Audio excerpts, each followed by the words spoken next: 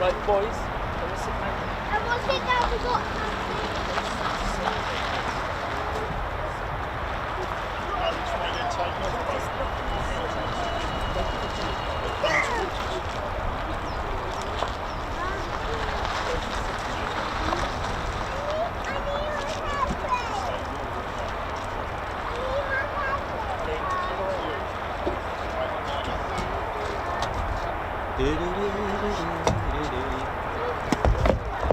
Right, let's go, Teddy. Let's get a quick stop off.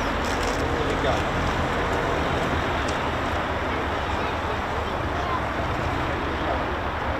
Lovely, let's do this. Right. Good morning, ladies, gents, and teddy bears. How's it going? This is a quick stop off before we head off to Eastbourne. And a very, very good morning to you. We're at RAF Lakenheath. And it will just a quick stop off before we head off to the sunny extravaganza that is the airborne, the wonderful Eastbourne Air Show, which starts on Thursday all the way up to Sunday. And hopefully you'll be able to join us, which would be good fun. Lots of good fun. There are startups here at Lakenheath. We've got the F-35 A's, the Lightning 2s just spooling in the distance. You can probably hear their Pratt & Whitney F-135 PW100 engines. We're looking forward to that. Looking forward to a bit of action. They are using runway 05 heading towards us, so this could be a little bit of fun. At the moment, patterns and points are closed, so it's just a straight-in approach. But hope you're all good and well. It's a little bit earlier than expected, but all is well, all is good. And if you just joined us, welcome to the show. We are on a this will only be a quick stop off. We'll catch their arrivals. We'll do the first wave, and then Claire and I are going to get packing and head on over to Eastbourne. So we'll keep you updated with a few photos and stuff on our adventures and journeys. So all is good.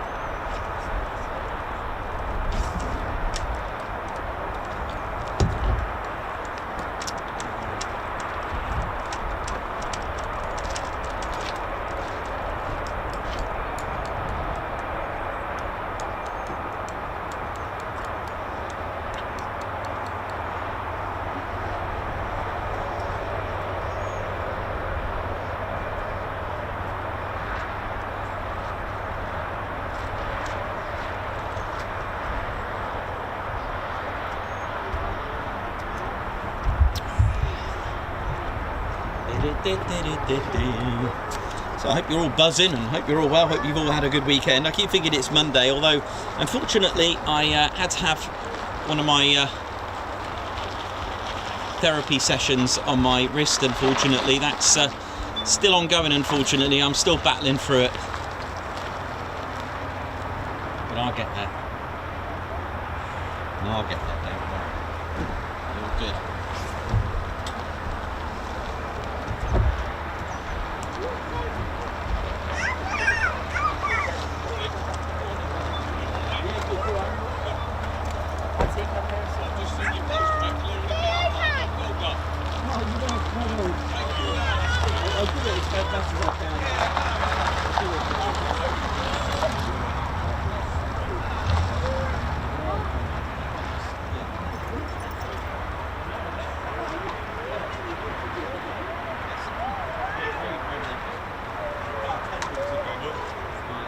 I'll catch you in a bit though.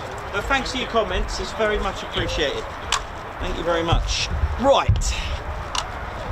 How are we doing, ladies and gentlemen? So yeah, for those that follow us on Facebook, on our Facebook page, we do have social media. Do give us a little follow. Just a quick one, ladies, gents, teddy bears, about just general housekeeping. keeping things sweet and neat. You may have heard in the background a gentleman there that's seen my post about litter. If the bins are full, ladies, shanty teddy bears, I mean, you could have a look what I got up to this morning when I got here. I do it quite often. If you are going to attempt to do this, we do recommend a litter picker. Please don't use bare hands when you're doing this. If the bins are full, I get it. We try our best to try and, you know, just take it home. Just take your litter home with you. There's no point, because windy days will just blow it out. And even if the bins are not full, just be mindful about windy days when you put in litter in. Please take your litter home with you. It's a big thing, because litter at the end of the day has a few perils with it. Okay, one, it's untidy and it's dirty, but most of all, it's FOD. Litter blowing onto the airfield, blowing onto the aerodrome, could create a hazard and endanger lives. That includes us. Okay, if an aircraft has its engines burn out and stall, and you know, due to FOD, then that plane could go anywhere. Okay, pilots will have to eject, etc. I'm creating a scenario in a thought here, but I'm just saying, you know, at the end of the day, litter is FOD. Okay, and it goes, and if that gets sucked into an engine, that's the end of it. Okay. So just take your litter home with you is my absolute recommendation. You can buy a roll, maybe $1.99, roughly an average price, $1.99 for a bag of 25 of those little swing bin liners, that kind of thing. Just take it home anyway. I always say that, you know, but if it's just literally a tissue, be mindful of that tissue, because it's just going to fly out. Okay, on a windy day. I'm not saying don't use the bins, there are bins provided, but make a habit of bringing a bag, because on windy days it's just no point. But if the bins are full, just don't attempt to do it, just don't bother. Just take it home with you, take the litter home with you, alright. And the other thing as well, litter attracts wildlife. Wildlife, again, especially in the form of birds, will potentially create a bigger risk and increase the risk of a bird strike. Why? Because it attracts animals. Some animals are food for other animals, and birds will probably be one of many top of the food chains. Deers, foxes, etc.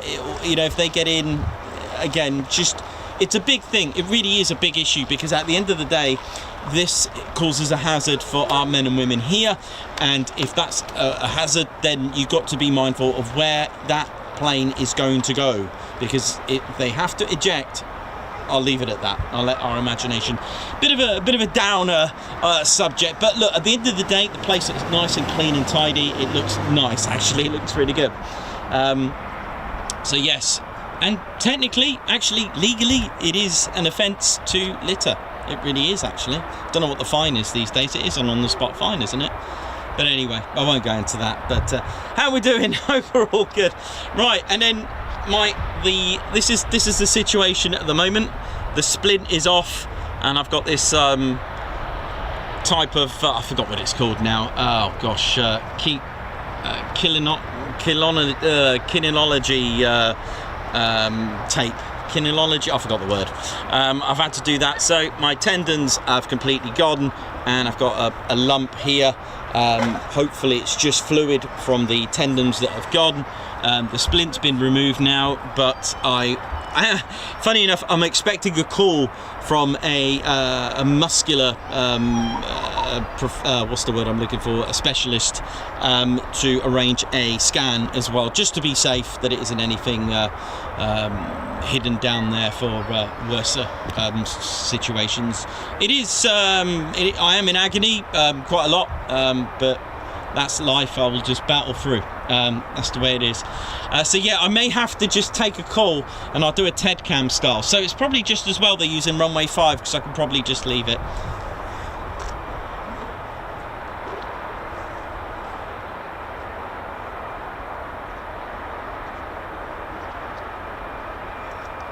So squadron leader Ted Coningsby, here he is, the star of the show, and he's really looking forward to going to Eastbourne. This is squadron leader Ted Coningsby on the controls.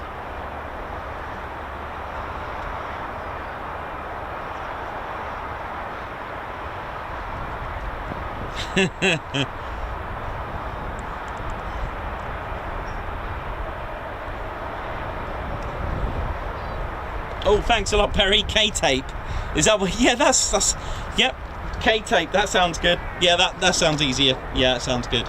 Nice one. Welcome to the show, and I hope you're all good and well. I hope you're all in the green as well. And but yeah, just. I wish it was tomorrow, but I will have to take this call to arrange this scan, unfortunately. But yeah, don't worry. I know it will happen during a takeoff, so just be mindful. I may have to just leave it there. We're also heading for Eastbourne as well later, which is I'm really excited about. I hope you can join us on a wonderful tour and adventure time, and we will be having a good time. So welcome to RAF Lakenheath, one of your favourite bases and places. This is a USAFE station, United States Air Force in Europe. It's part of the 3rd Air Force. HQ is Ramstein Air Base in Germany, hence a lot of ins and outs from Ramstein. So that's where the HQ is. The 3rd Air Force have they've actually got 10 units as well under their name. But they're also the HQ for the United States Air Forces in Africa as well. They've got about a 28,000 strong crew of personnel. The wings are, or units, so they've got 10 units of the 3rd Air Force. The 48 Fighter Wing, the 406 Air Expeditionary Wing, the 31st Fighter Wing, they're at Aviano. The 435th Air Ground Operations Wing, the 86th Airlift Wing, the 39th Air Base Wing, the Heavy Airlift Wing in Hungary at Papa Air Base with their, I think they got a total of 3 C-17s, the 501st Combat Support Wing, which I believe now are at Fairford, the 52nd Fighter Wing, which I think is that Spangdahlem, and actually I could just click, yeah it is Spangdahlem, and the 100th Air Refuelling Wing at RAF Mildenhall with the 351st Air Refuelling Squadron. Now you're probably thinking, hang on a minute, what about the CV-22 Ospreys of the 352nd? Well, they are part of AFSOC, which is the Air Force's Special Operations Command. They're not part of USAFE. They are literally USAF solely. So our gas station of the sky is currently airborne.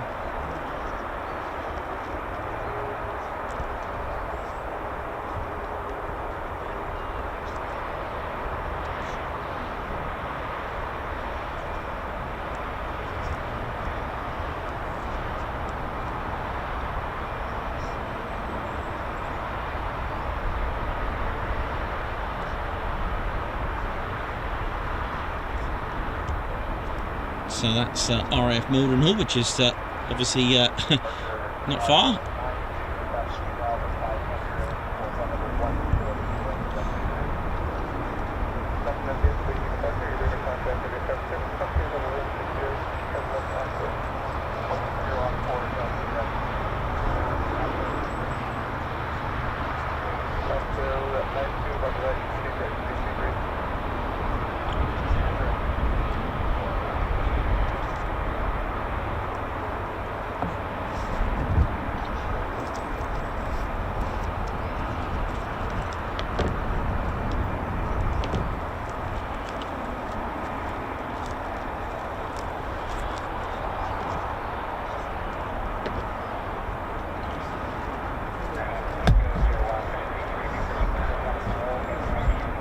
So the F-35s taxiing very shortly, runway 5.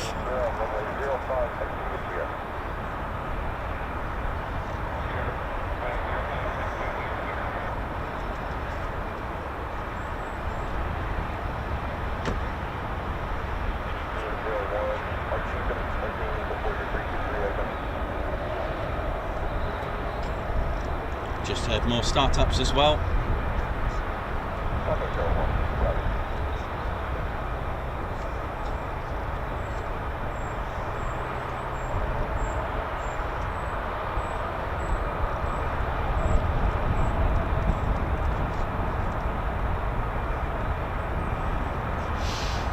Hope we're we're all good, ladies and steady bears. So we got 2 F-35A squadrons here at Lakenheath. There's a total of 4 fighter squadrons here. 2 squadrons operating the F-15E Strike Eagle. I'll name them the 492nd Fighter Squadron, the Mad Hatters, locally known as the Bowlers, and the 494th Fighter Squadron, the Panthers, and the 2 F-35A Lightning II squadrons. We'll start off with the latest who have converted to the F-35A. They said goodbye to the F-15Cs and Ds in 2022 and converted to the F-35A. That is indeed the 493rd Fighter Squadron. Fear the Reaper, death to the enemy. That's their motto in Latin. It's Mors Inimicis. And bringing the F-35A for the first time in a wing of USAFE, the 495th Fighter Squadron brought the first F-35s to USAFE on the 15th of December 2021. What is USAFE? United States Air Forces in Europe, and it made Lakenheath the very first USAFE unit to operate the type. So Spangdahlem, Aviano, they don't operate them, so it's quite an interesting, again, another history. Again, for those that don't know, Lakenheath's 48 Fighter Wing are the only wing of the United States Air Force to have a name and a number. I know they've got a name and a number. They are indeed the Statue of Liberty Wing. If you look on their station, or their wings insignia, it does in French say Statue de la Liberté, and that's all because in 1952, when they achieved wing status, they were operating from Chaumont, and for those that know our show regularly will know that they were only about 25 miles away from the workshop of Bartholdi, who designed and built the Statue of Liberty, hence Statue of Liberty. There is a 3-meter version out there still today, so if you are doing a little bit of a pilgrimage out there, do it. I'd love to see photos. If any one of you have gone there, do send it. There's a lovely Facebook page, the Chaumont Air Base, during the times of the United States Air Force there. It's a lovely picture, and in a classic of the Sky Blazers, who were flown by the 492nd. That's right, here. And there's also I don't know if it's a 3-meter replica here as well, but I believe there is one here as well. Why not?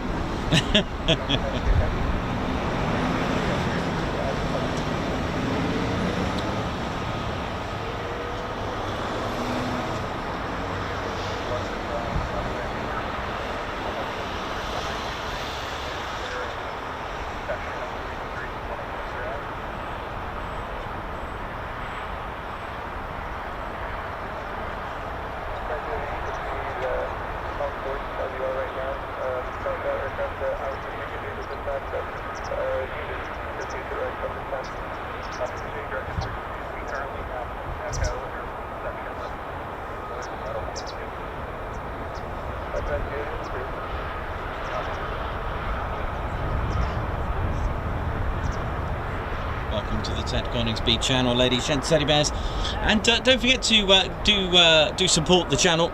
Do give the stream a little bit of a boost by hitting the like button. Give us a thumbs up. That does help the channel and the stream grow. And over the last week, we've managed to accumulate 136,000 subscribers, which the channel just keeps growing smoothly.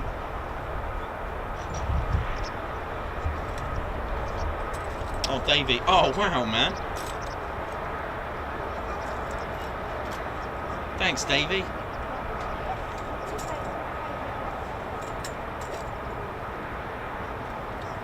Wow, that is awesome. Thanks for that. Davey's just sent me a picture. Davey, I'm impressed you got to France that quick, mate. Just kidding. Thank you, mate. No, I appreciate that.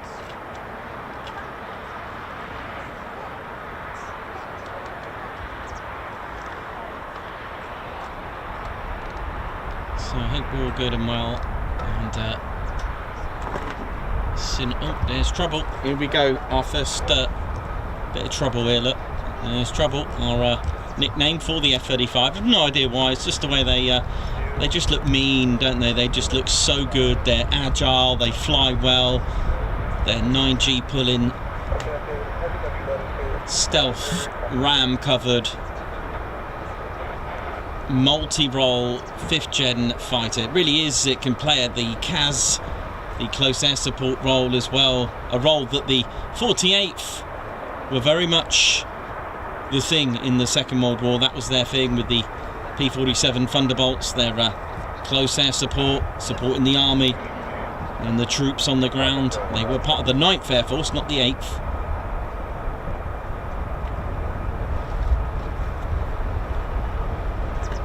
Three aerial victories for the 492nd, 8.5 for the 493rd, and 8 for the 494th, if I remember correctly off the top of my head, for the aerial victories during the Second World War. Now that may not sound a lot, and don't forget that the ground attacks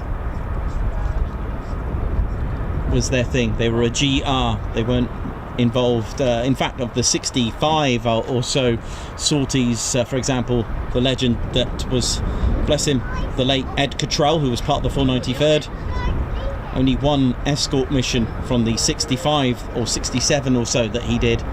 And that just goes to show, see, the 8th Air Force units, dare I say it, would have most likely had the most aerial victories due to the fact that they were escorting bombers, so their engagement in aerial combat was way higher, tenfold. Whereas the aircraft of the 9th, like I said, they will be taking part in ground attacks, taking out gun positions.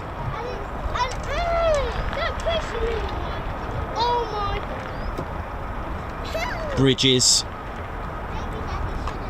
locomotives, light vehicles, that kind of thing. So, statistics don't lie. So, hope we're all good, ladies, gents, teddy bears. Welcome to your one and only Ted Coningsby channel. The F-35s are just gone past the screen. I don't know if that MRAPs is... Oh, yeah. They are there. The MRAPs has just taken over the view for a minute. So we'll just wait a moment. That armoured vehicle there that just popped over the screen, so we'll just have to just be patient there and wait.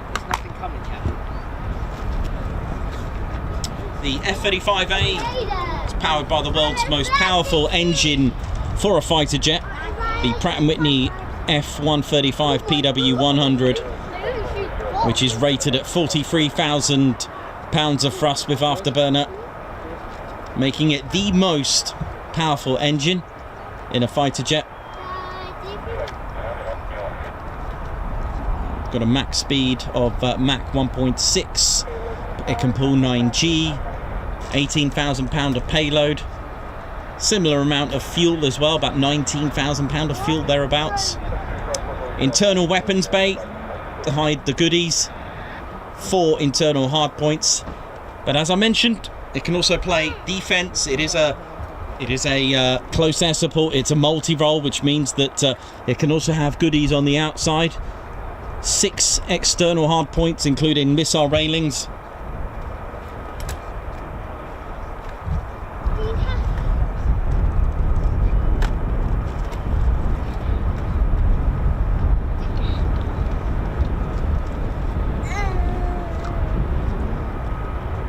Welcome to the show. More trouble crossing the runway there. So the F-35s, just going from left to right on our screens there, will be parking up at what's called an EOR, end of runway. There are 4 EORs in total. I'll explain. So they're using runway 05 today, and there are 2 EORs for runway 5. It stands for end of runway, and it's a platform where aircraft can park up safely away from the runway. All right, it's a place to hold and wait for other aircraft. It's a place to go to wait for your tanker. It's a place to go if you are troubleshooting while taxiing. It's a place to go while you're waiting to change your flight plan. It's a place to wait, basically, for numerous amounts of reasons. All right, could be waiting for an F-35, could be waiting for an F-15, could be waiting for low-level clearance, weather to clear, could be waiting for an aggressor aircraft that's been contracted to do a bit of aerial combat with, or ACM with its others, who knows. But there are 4 EORs. So there's one for the North 05 and there's one for the South EOR for runway 5. Okay, so you'll have aircraft parked on, as you've seen, to the right, and you'll also have them to the left. They can hold 5 fighter jets each on the 05 end. Okay, so you can have 10 in total between the 2 EORs. Okay, 5 and 5.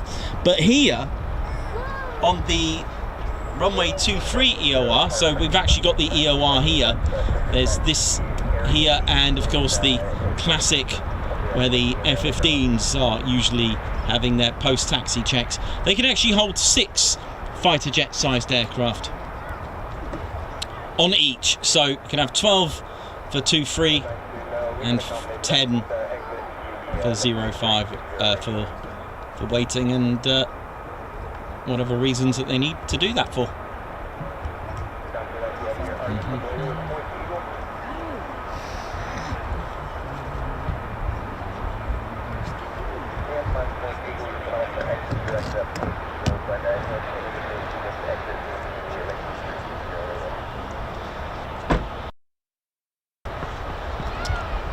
So they're using runway 5, for those wondering why they're using runway 5. Well, the wind's blowing all the way towards there. Okay, aircraft will literally take off with headwind. The wind is blowing from the east, okay, which means the wind is blowing at them, not behind them, and blowing and pushing them along, if that makes sense, yeah? So the prevailing wind, call it what you like, aircraft take off and land with wind coming at them. Does that make sense? Okay, I get it. The wind isn't exactly going to, precisely go down the runway, but it could be going this way, could be coming from this way. All right. There is of course, a point where it becomes a bit of crosswind and it's 50-50, and they need to make that judgment in the end. Okay, which runway's in use? Why do they do that? Well, 2 reasons. One, greater lift.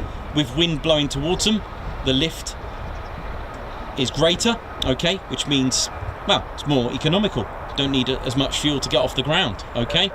And also when landing, it slows you down. Drag from that wind is slowing you down naturally, so that assists in landing.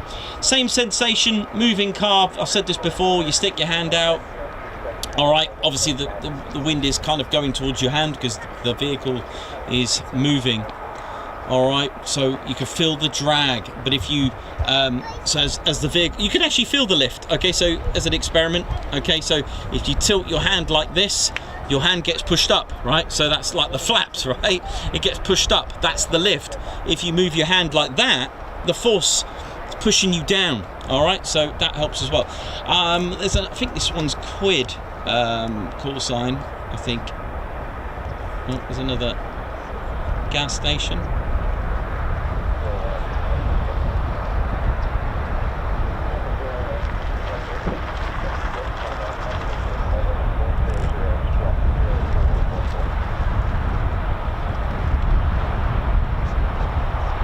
So RAF Mildenhall, just 5 miles over there in the direction of the backwards crow flying, because we've had backwards crows flying. We've seen them live on the stream.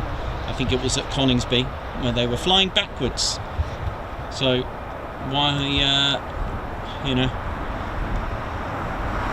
always claim that they fly in a straight line or forward? They can fly backwards, as proven.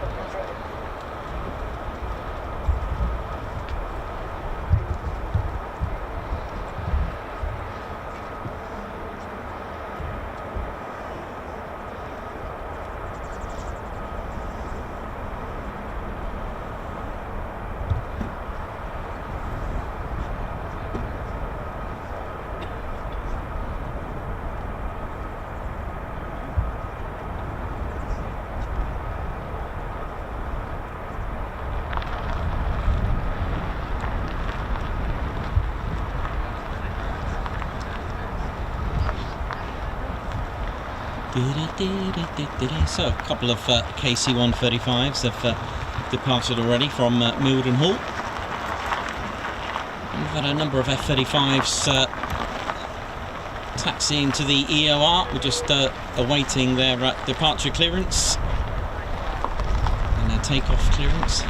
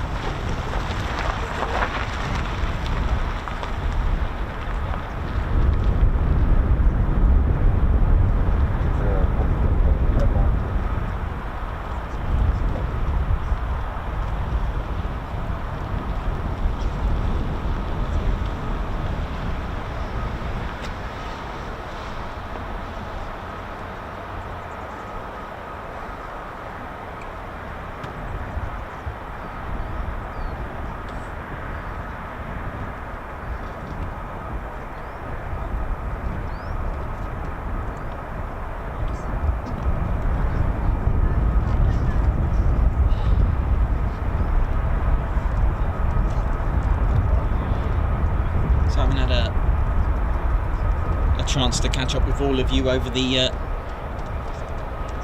weekend talks, but I hope you all had a good weekend. Ted and I have been working on 2 lost airfields actually. We went to North Lincolnshire, West Lindsey actually to be exact.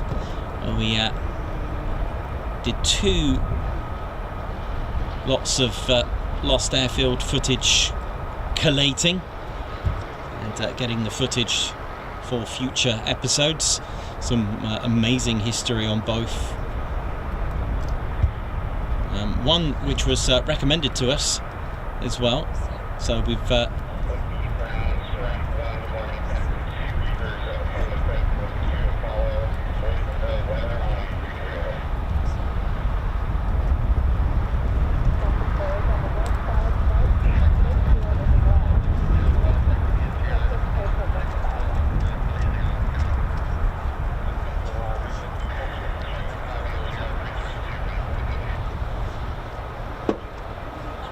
it was amazing learning about the history of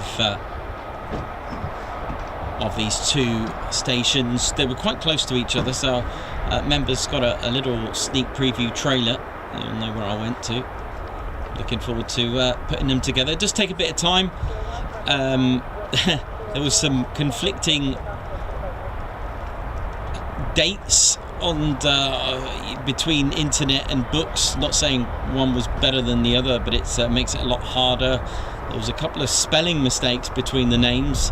Again, it's like which one's real, you know what I mean? And those are the perils I have to deal with, and and word it in a way that this could be slightly inaccurate in some ways, but looking through aircraft data, air accident data, the bomber command database, aircrew remembered databases, and it's a lot of cross-reference, and you just sometimes have to just trust it. For example, there was a couple of dates that were out, a name that was wrong, a claim of a Victoria Cross, and oh goodness me, it does get quite difficult. So there may be some items in there that are omitted. But yeah, it's just one of the challenges of doing the lost airfields. A lot of research and just double checking that it's correct. And not saying I'm perfect. It's just I am literally researching what I can, and you just have to sometimes just use your instinct, but cross-reference a couple of books and sources on on the internet as well. You have to cross-reference between the book.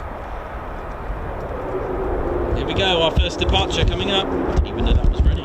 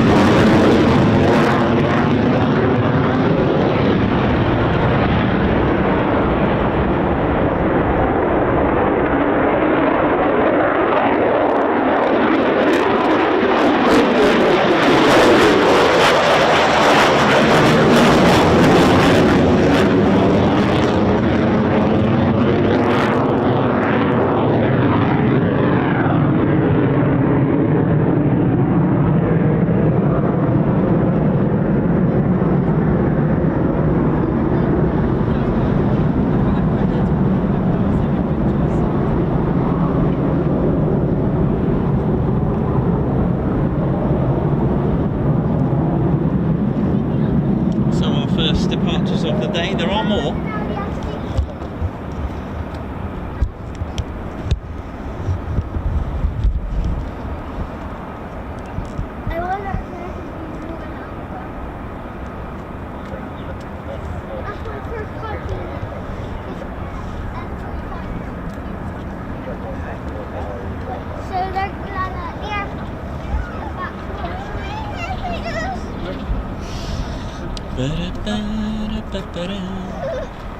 So welcome to the show. Hope we're all good and well.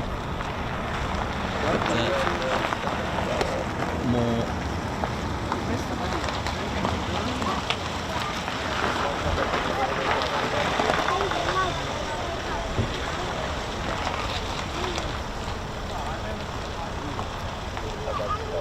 So Margot, how you doing? Aspen, what up? Julianne, Tony Schumacher, Tony. Oi, oi, you alright? Good. Not yet, I will be going in a bit. Couldn't resist a quick stop off. Jenny L. Argan, Lorraine at Nomadic Ramblings, Alan Q, Davey, how you all doing? Lynn Bone, how you doing? Lynn Bowen, how you doing? Dot Doolittle, Leah, how you doing? Oi oi to you, Alan Q, Mix Vids, Alan Burden. Let's have a little look at you, Davey. Oi oi, Marie C. Oi oi to all of you. And Flo, Ian McCabe. There's it all going. You can see more F-35s taxiing across the screens there. Dexter Paladin, Carl Portlock, oi oi to you. Oi oi everyone, how you all doing? Hope you're all feeling well. And a big shout out to all our regulars. Thank you very much. Claire Bear's on the scene. Slavek, Pukyot, Bailey Plays, Davey, oi oi to all of you. Right. Let's,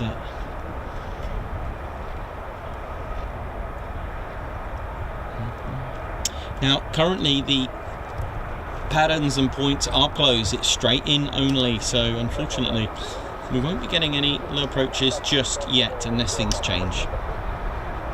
Obviously a restriction is put in place.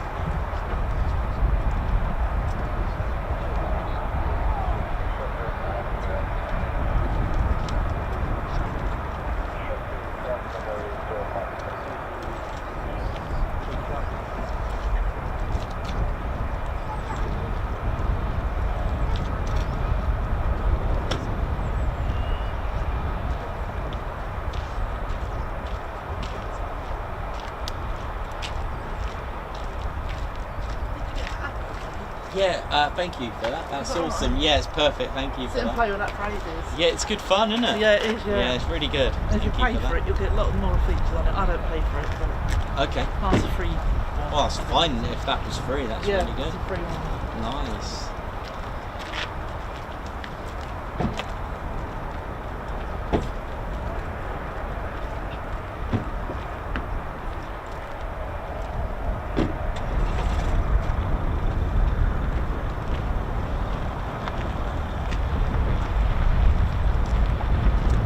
Crossing the runway.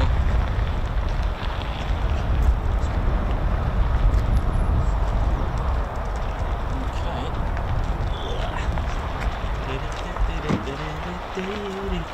Are you alright? Alright? Yeah. Just come down, look and make sure you ain't bending all the roofing.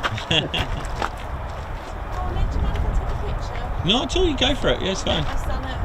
How you doing? Alright? Oh, but. Oh, yes. Yeah, I'm yeah. going to stand by the fan. No worries.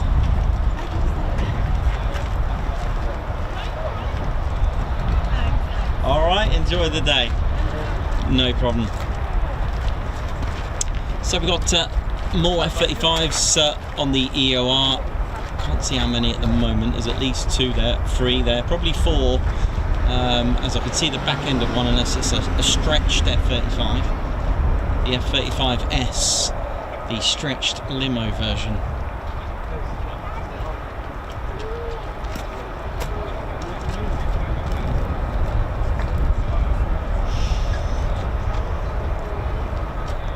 Well, there's definitely 4, isn't there? You can see 2 there, and then 2 just to the other side. So here we go.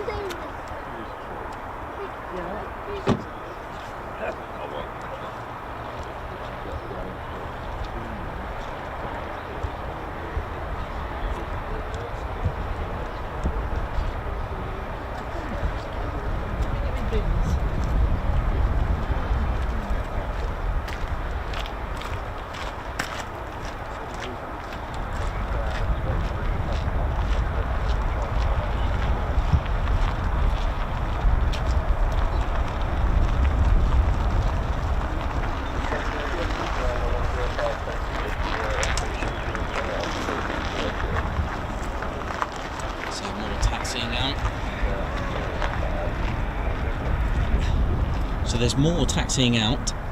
So we're going to have at least another 4.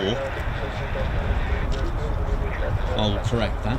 We're going to have so we've got 4 over here waiting, or thereabouts, and we've got more coming out. So there's going to be a minimum of 8 for our show at the moment. So we've had 4 already take off, 4 holding on the EOR, parked up on the EOR, and there's more taxiing out. So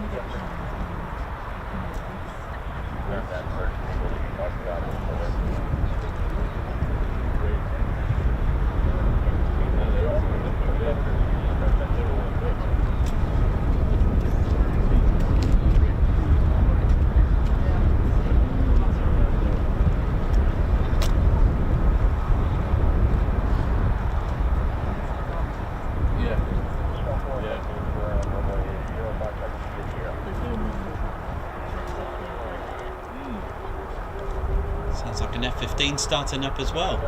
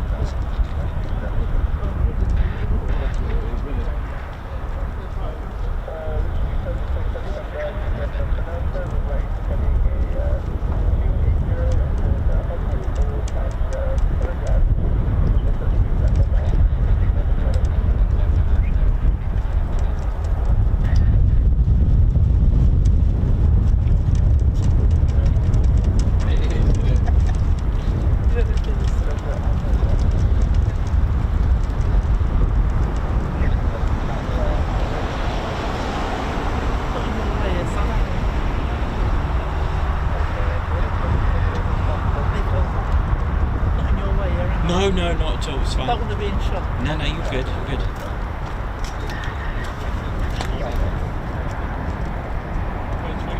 Yeah. My back is out if I'm standing still. You want my back on.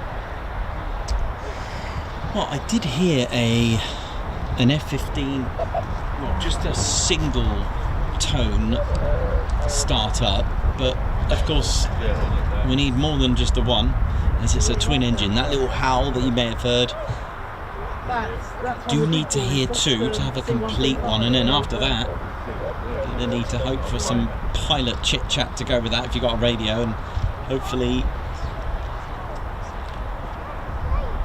you'll get a departure from it. There we go, got another one. Oh, yes, Davey. Please be Karma 5-2. I know I haven't even been able to tell you the full reasons behind that story, but I did give you a couple of through the weeks gone by, and I've shown you the beautiful F-111 original Karma 5-2 signed print by the crew that took part in Operation El Dorado Canyon.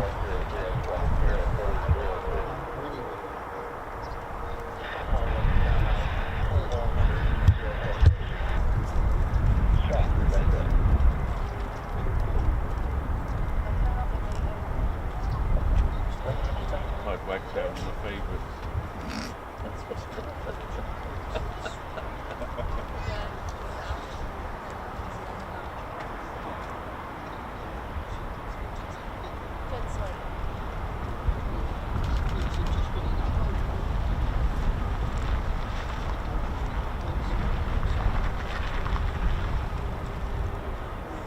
There's quite a few F-15E Strike Eagle startups, you know. This would be quite cool.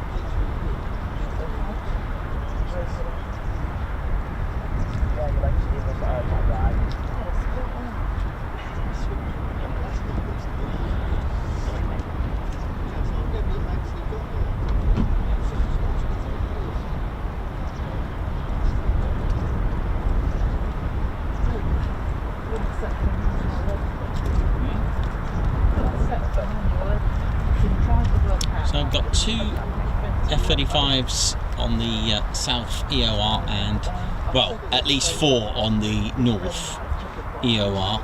So we've got a minimum 6, at least 6 more departures.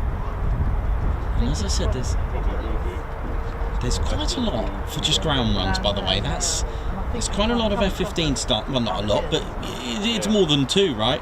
So sounding good. That's the distinctive Pratt & Whitney F100 PW229s, over £29,000 of thrust each, so just short of £60,000 total on the F-15E Strike Eagle, which arrived here in 1992 with just the 2 squadrons, just the 492nd and the 494th together, operating the F-15E Strike Eagle. It was just the 2 squadrons when they all said goodbye eventually to the F-111 Aardvark, the F-111F.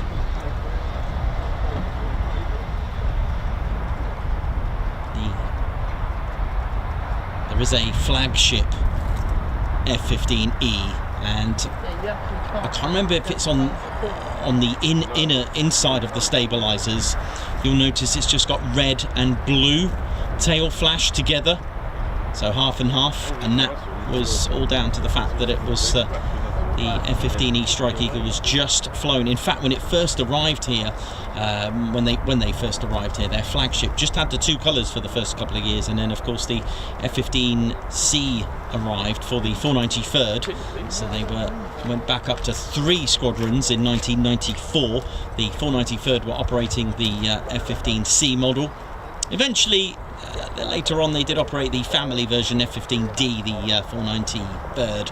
Hence, that the flagship has 3 colours and 2 colours on it. So that would be the reasons behind that.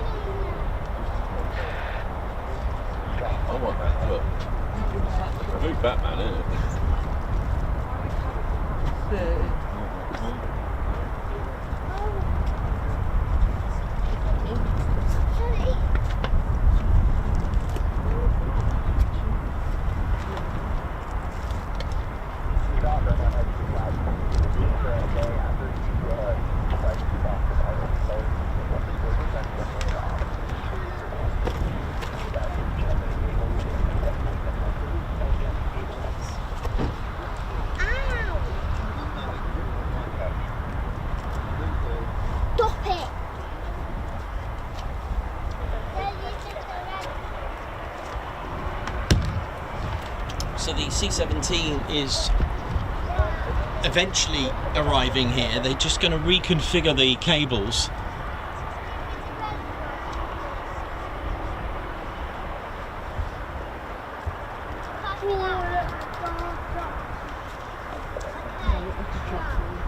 So that's what the delay is at the minute. Let's go get coffee.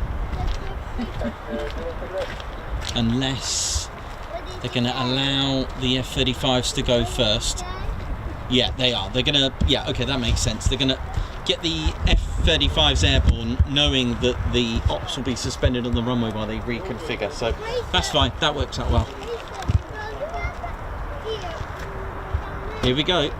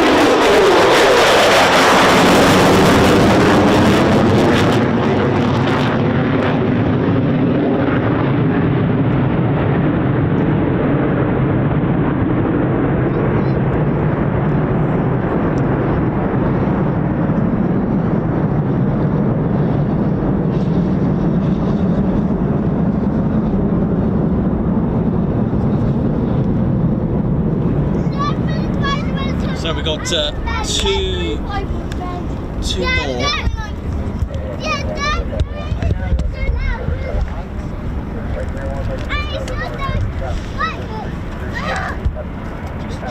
So we've got two more and a C-17 holding. And potentially some F-15s. I'm not 100% on the F-15s, but they've certainly been starting up.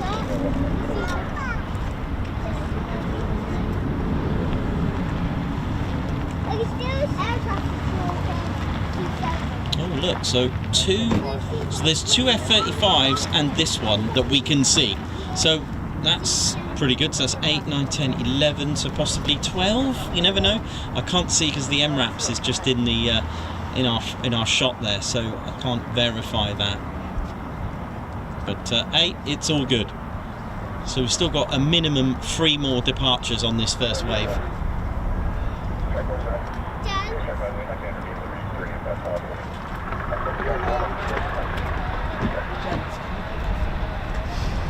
So you can appreciate the importance now, you know, especially when things like this are going on, where, you know, the importance of air traffic control, literally controlling that space. You've got a C-17 holding, you've got aircraft that need to go out, you've got cables that need to be reconfigured, you've got vehicles everywhere. It's such a, and I'm sure it's very, very satisfying as well.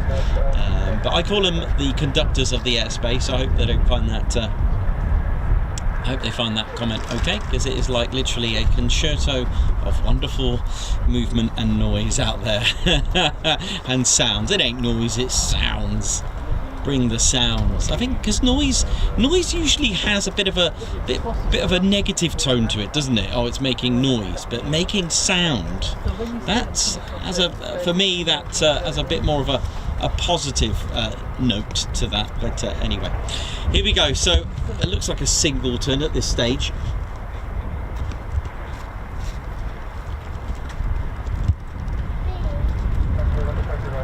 Oh no, it's not. It is a 2-ship. Is there any more over there? No. Is it a free ship? Who knows? Let's find out.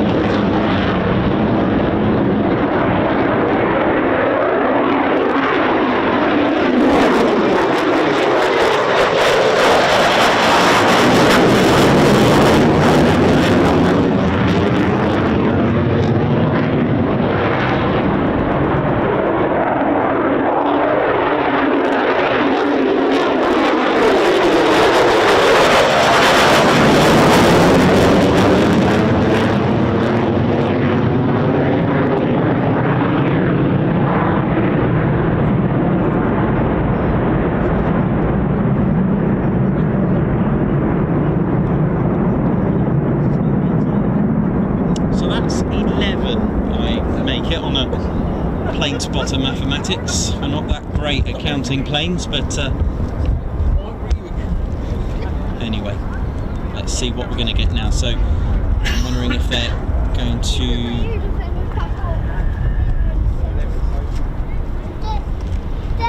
just configure the cables there.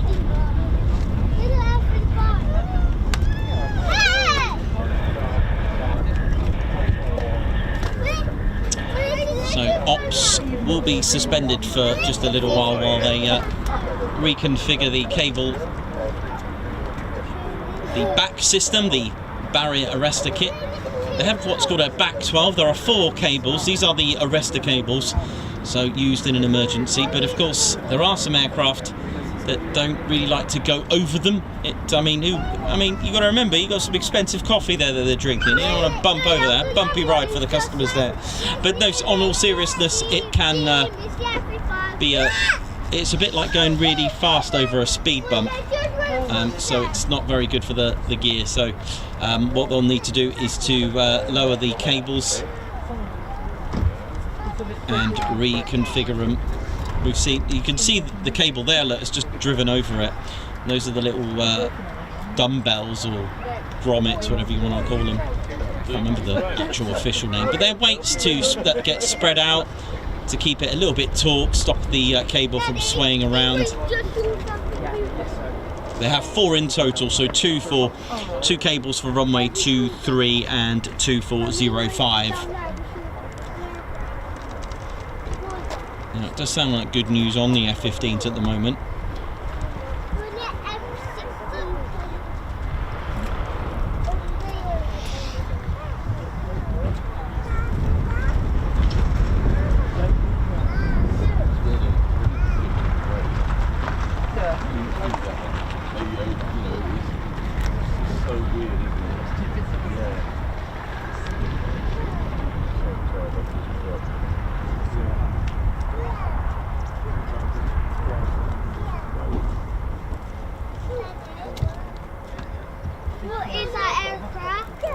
See, now would be a good time for me to get that call.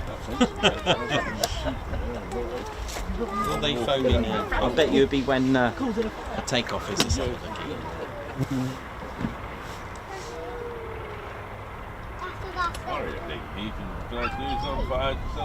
Rubbish trails and too far.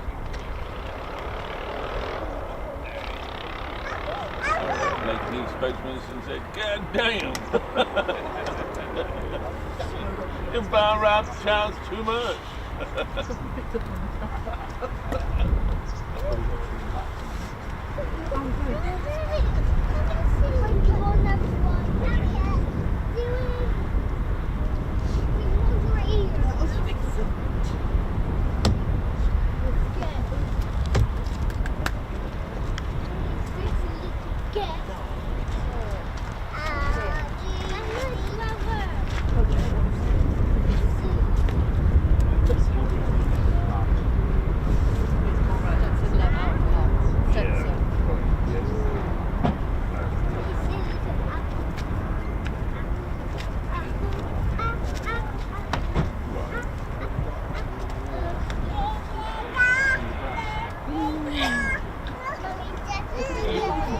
So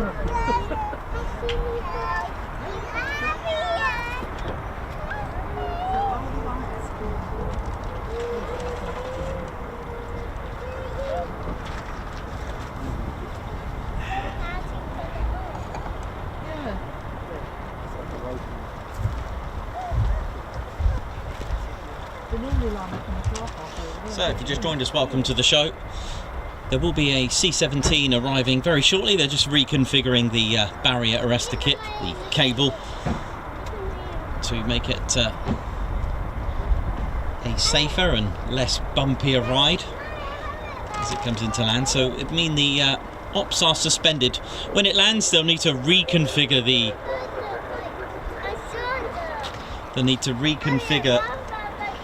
the cable back to how it was, so that in the event of an emergency it's suitable for our fighter aircraft.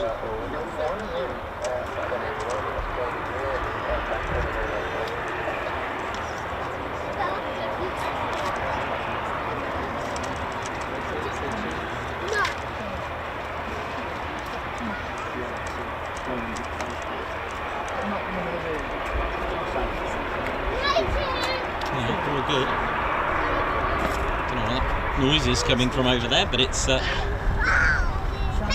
as soon as they've reconfigured the cables, we should see the clearance for the C-17 to land.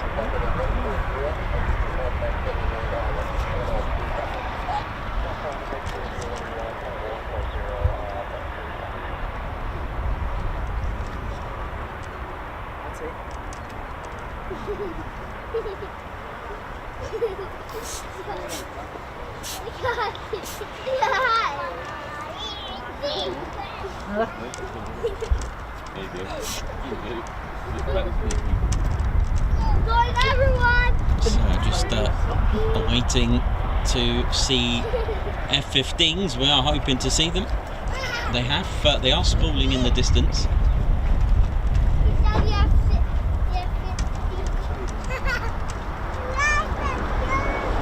Had their first flight anniversary last month. June, sorry.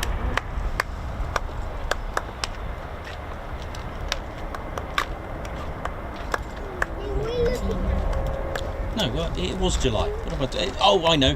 The TF-15A, which was the F-15B, that was in June. But July the 27th from 1972. So just over 54 years, the F-15 legacy has continued, and it was almost a year later that in 1973 that the TF-15A, which was then later designated to a F-15B, the two-seater, that took to the skies. Amazing, absolutely amazing legacy that the F-15 has, and it's still growing, still in its performance.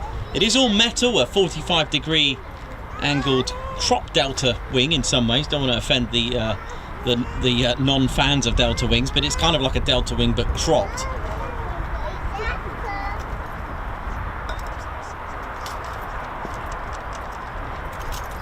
But the single-seater F-15A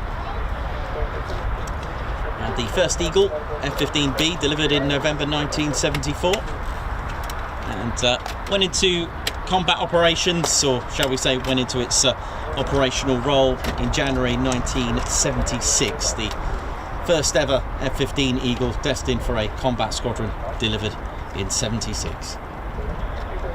The C&Ds came later in 79, then a first flight of the F-15E, and the F-15E took to operations in 1989. Arrived here in 92, the F-15E, the Strike Eagle as it's called.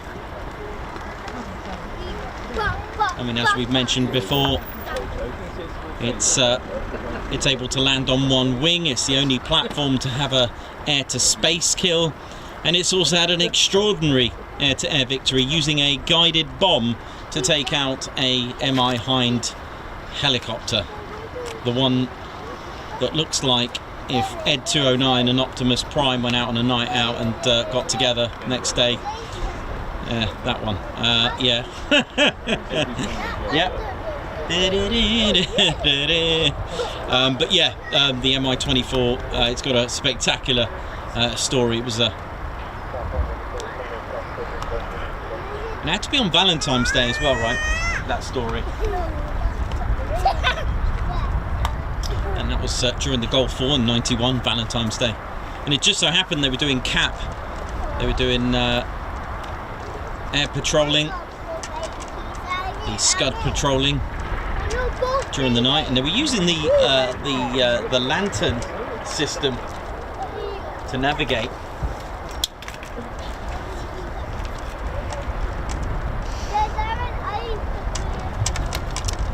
Yeah, they've had well, the F-15 has had remarkable stories.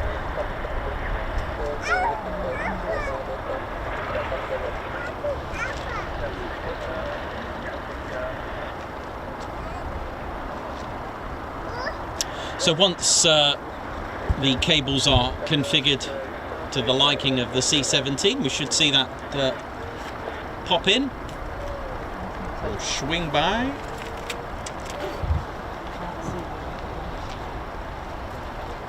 So it's out of the hold, and we'll turn left, heading 50 degrees, just over Soham, a little bit over Mildenhall probably. So it's just turning now on final using the ILS 05. And then what they'll need to do once it's landed, you've got the escorting follow me truck just there.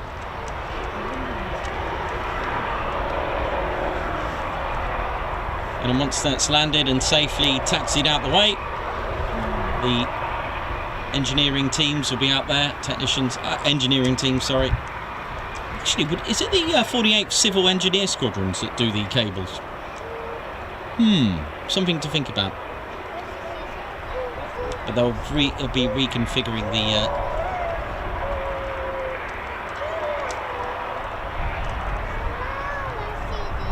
So just to put this into perspective then, the campsite that we're at, if they're using the ILS and they come in from this way, so we're actually orientated here then. Does that make sense? You know, when they use the ILS for 05 for Lakenheath, they come over us, don't they?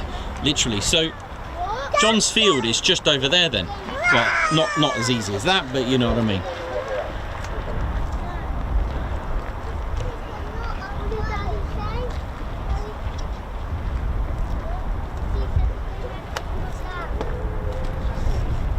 Sounds like the F-15s are on the move.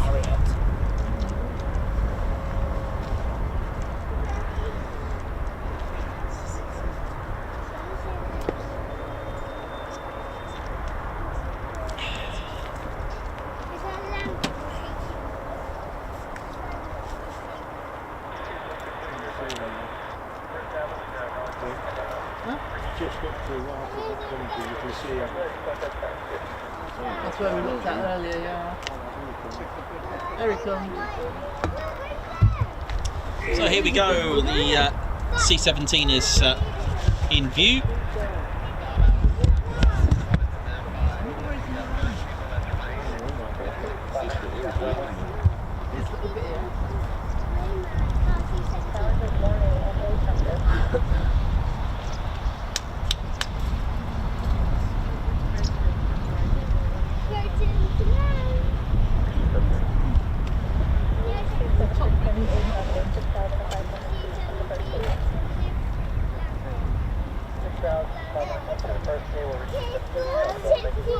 Can you see it later?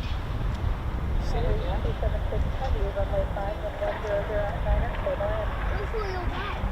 Clear to land runway 5, reaching 1730. So runway 05 in use, but I have noticed that the US Air Force do just omit the 0 and just say runway 5.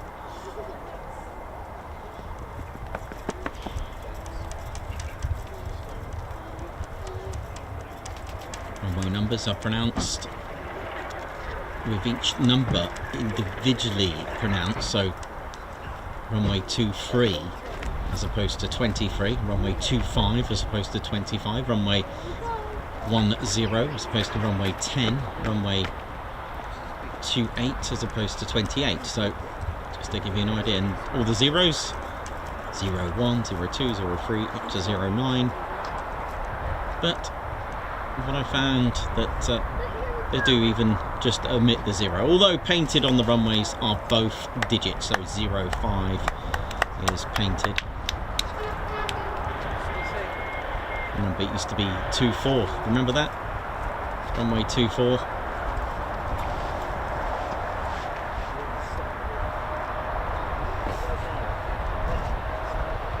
Runway 24 and 06 back in the days, remember that? Runway numbers do change every few years as magnetic north is constantly changing. They are, for those who don't know, they are direction to travel. I have actually done a live stream actually regarding runway numbers, how they started, a little bit of background. Runway numbers didn't enter the Second World War in England until 1943.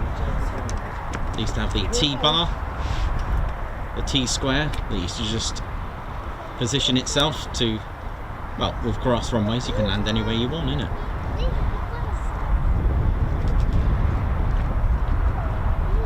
But they are literally direction to travel, as opposed to 360 degrees on a compass. They are just rounded off to the nearest 10 and the last digit removed. So 05 would have been 50 something degrees, or 49. You round it off to the nearest 10, so even if it was 49 degrees, you round it off to the nearest 10, which is 50, take off the last digit, that leaves you with 5. And then on the opposite end it could have been 229 degrees, round off to the nearest 10, which is 230. Even if it was 231 degrees, 230, take the last digit, 23. Hence why runway numbers always have a difference of 18, because you're 180 degrees the opposite end. Here we go.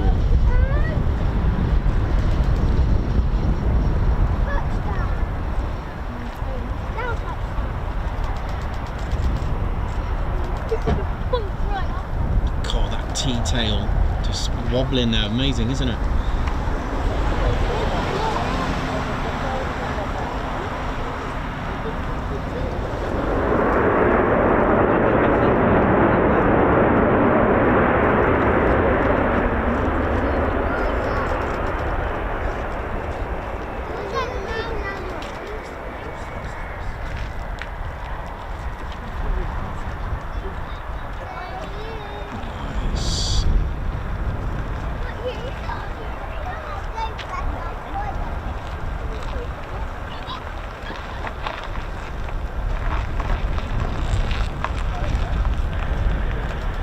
So this will be escorted by the little white truck, that escort vehicle.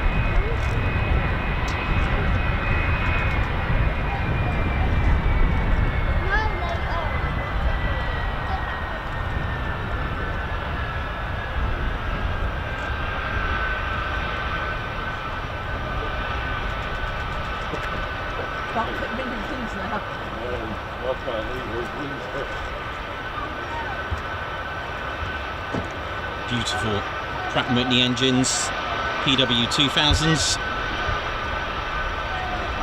which are in the military, the F-117s, producing 40,400 pounds of thrust in each. So that's roughly a Eurofighter on each engine. So powered by 4 Eurofighter Typhoons, right? Amazing.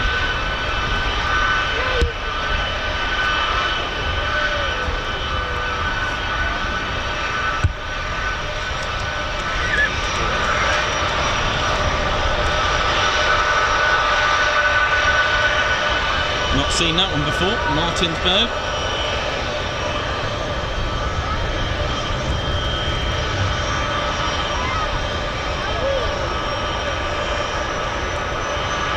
(167th Air Wing). So again, that'll be an Air National Guard.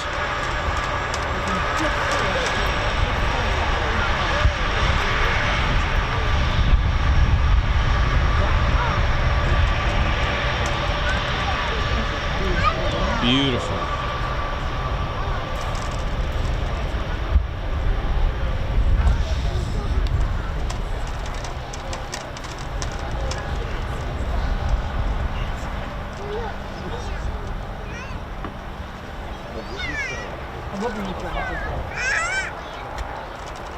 We do have F-15s down the end, so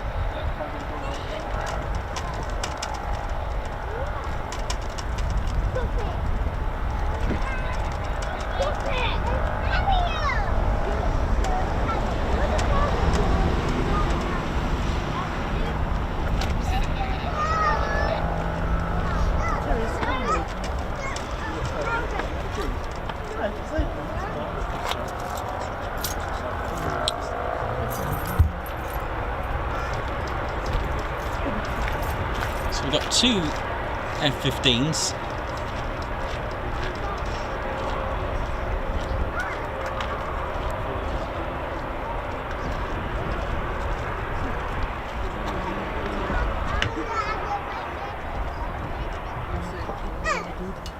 So for those that know the channel very well, and it's Teducation as we call it, during the Second World War, groups numbered 101 to 300 were allocated to the Air National Guard and Reserves, which is why I was able to guess that it was an Air National Guard. So that's why you don't get the, I don't know, the 101st Bomb Group or the 101st Fighter Group. They were given those numbers 101 to right all the way up to 300 were allocated to Air National Guards and Reserve units. So pretty cool. Very, very interesting the way they organised that.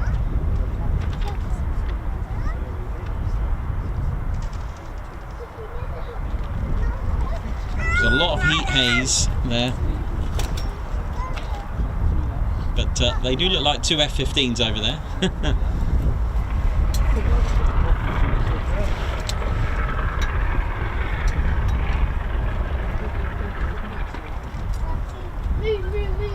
So we do have some F-15s after all. We missed them on Friday. We didn't have any then.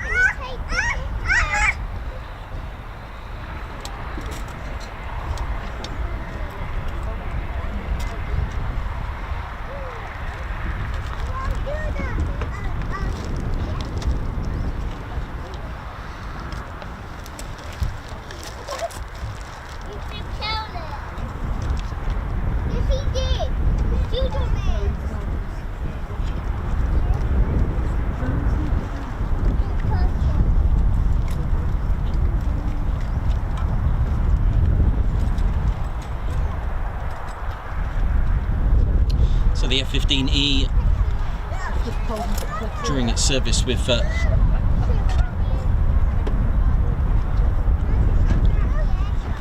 Lakenheath has carried out a lot of missions and been involved in combat.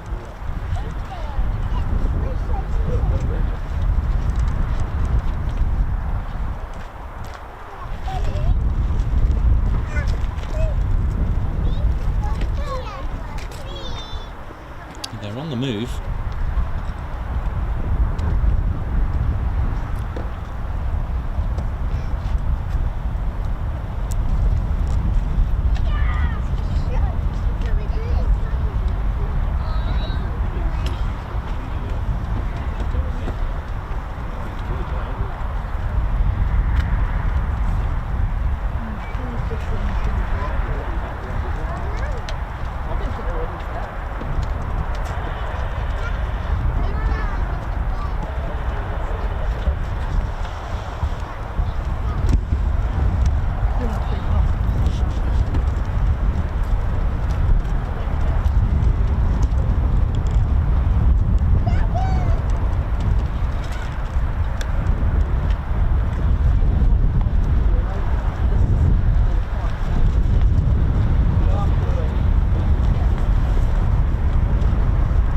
go.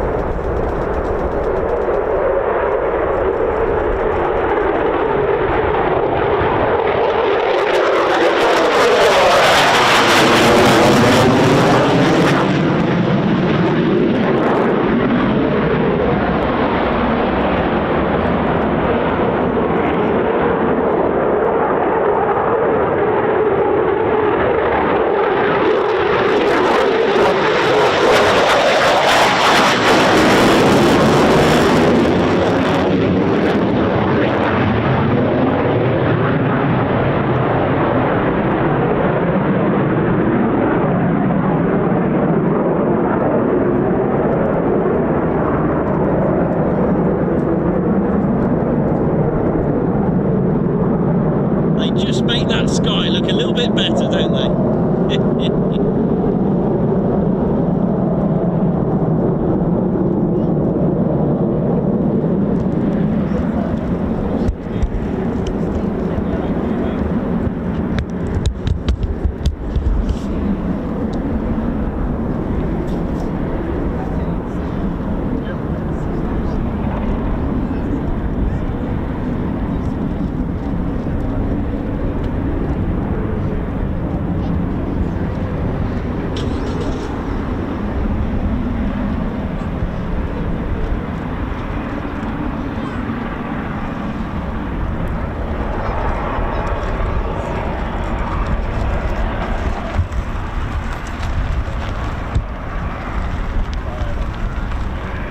Okay, so 2 F-15s and 11 F-35s.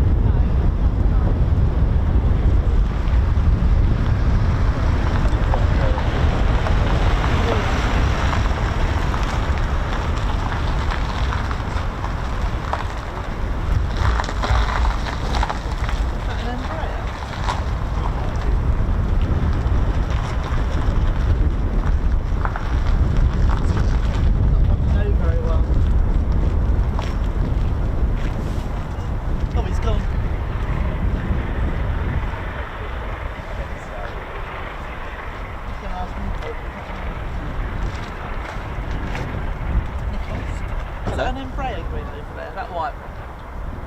Oh, you're not up I'm not sure. I'm not very up on that. Something's gone into Mildenhall, did you say? Oh, right, okay.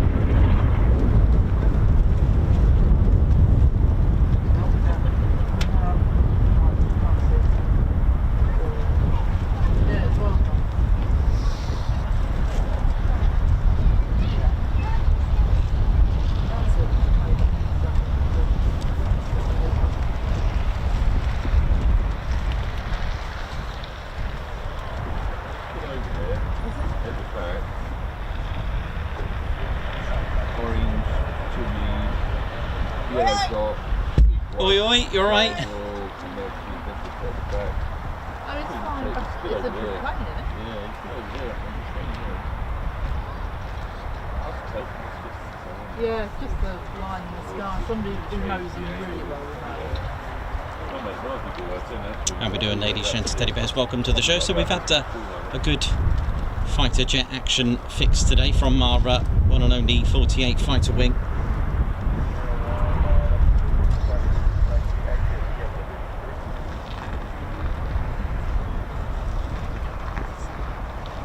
I like that something about it.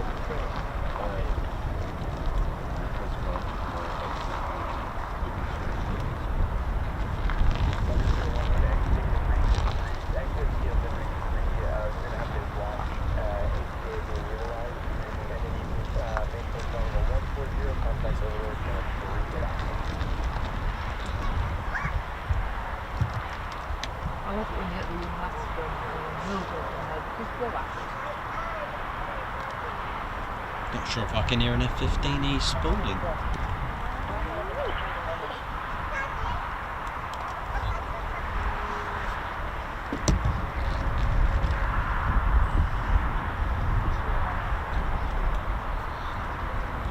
How we doing, ladies, gents, and teddy bears? Here is the legendary F-15. This is the F-15E Strike Eagle, and this is a Lakenheath one, and the Pratt & Whitney F-100s do come in the 220s or the 229s. The 220s producing 22,000 pounds of thrust each, but the PW 229s, they produced over 29,000 pounds on each engine.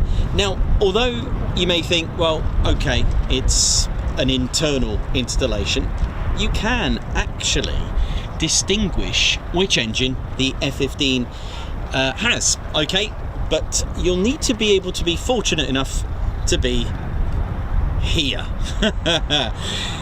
The additional power on the PW 229s have an additional intake. Now, although, well, actually, this F-15E Strike Eagle is a 220 PW 220 installed, because the PW 229 does actually have a little hint for you to distinguish from the outside. You can actually visually, external visuals. It has an additional intake about just hugging, just on the inside of the CFT, the conformal fuel tank. It's just about here. It's a little, when it comes, when it taxis head on with you, you can see like a little circle here and here. Let me see, it's not easy. Maybe I should just stick one on there and just make one. There's a little tiny little circle, a black circle that sticks out, like a little ring that sticks out there and there. What it is, it's just an additional pipe. It's like a secondary cooler, an oil cooler for the generator. All right, so that's why it has them, because of the additional power it needs to cool it down. So that's how you can tell. So this one, then, we can tell that it's a PW 220 because it doesn't have the additional intakes that are, like I said, they're just under there. All right, so have a look at your photos. There's a few photos that I've had a little look at, and and I think it was Seymour Johnson ones that arrived here a while ago. Some actually did have 220s and some had the 229s, the 229s, but this is the legendary F-15. Like we said, first flight 27th July 1972 in the form of the F-15A. You could do a full spectrum of missions. It's got 104 aerial victories to its name, with no aerial combat losses, and it is literally a full-on legend. Literally, it was designed and thought of in the 60s to tackle that Foxbat, and this is a marvel of American engineering. They didn't match the Foxbat, they actually outclassed it. That was an answer, and I've always said, between the Spitfire and the 109, that story of upgrading and keeping up, hence inspires all these marks. It's a funny old world, because in the end, as sour as it sounds, war does turbo boost engineering. It turbo boosts in inventions, creativity, engineering's outside the box thinking. And as I mentioned earlier about the cropped 45-degree yeah, so you can see it's got 45. It is all metal, nothing fancy about it. It's got quite a large radar cross section of about 25 meters, which is massive, as opposed to the F-35's golf ball, which is about the size of an 5 centimeters. You could, like I said, some people do class it as a cropped delta wing. I can see where they get why they say that. Radar, okay, because that's where all the battlefield happens in here, the battlefield zone in here. Now, although some of them have the APG-70, they are being upgraded to the new APG-82 radar. Now, that's an active electronically scanned array. It can take on multiple moving targets, and that will literally be on F-15s that I don't know which ones have the upgrades, but back in the days, the older F-15s did struggle if a two-ship came towards it and they split, it'd have trouble. It was it's almost like the Captor M, the manual on the Eurofighter, whereas the 82, the APG-82, the new one that's out there, will be able to track multiple formations, etc. So that will increase aircrew and aircraft survivability, and it will simultaneously detect, identify and track multiple air and surface targets at longer ranges, and it could also do information sharing as well. Another upgrade that we've seen here is by BAE Systems. BAE Systems seem to be in literally everything. EPAWS it's called, that stands for Eagle Passive Active Warning Survivability System. Now, if I move that there, can you see it's got these single pointy, I guess they are kind of, I think they're antennas actually, but that's a guess. I actually don't know if they're antennas. I'm going to guess they are, but what they've done, BAE have put the EPAWS system, and it's actually got two like this. It goes like that, like a figure 8. So that's how you can tell it's got EPAWS. So this one has not got EPAWS because it's got two distinctive points, okay? It's got, basically, it can do electronic countermeasures and give out a 360-degree battle space protection. Yeah, let's have a little look. You've got our static pitos sticking out there, so the pilot will have we don't get to see this like we do at Coningsby, but the pilot would do an external inspection, so they'll check out the static pitot. That's what this thing is here. Pitos are really important. You want to make sure that there's no, they're not damaged. These give out data. You have the wrong data, you have the wrong speed, you have the wrong altitude, they could have disastrous effects, so they need to check that. They'll also check the inside the landing gear, make sure there's no breakers that have popped, and hence someone asked me, why is it always white? Is it actually white inside the landing gear? Yes. Why is it white? There is a reason.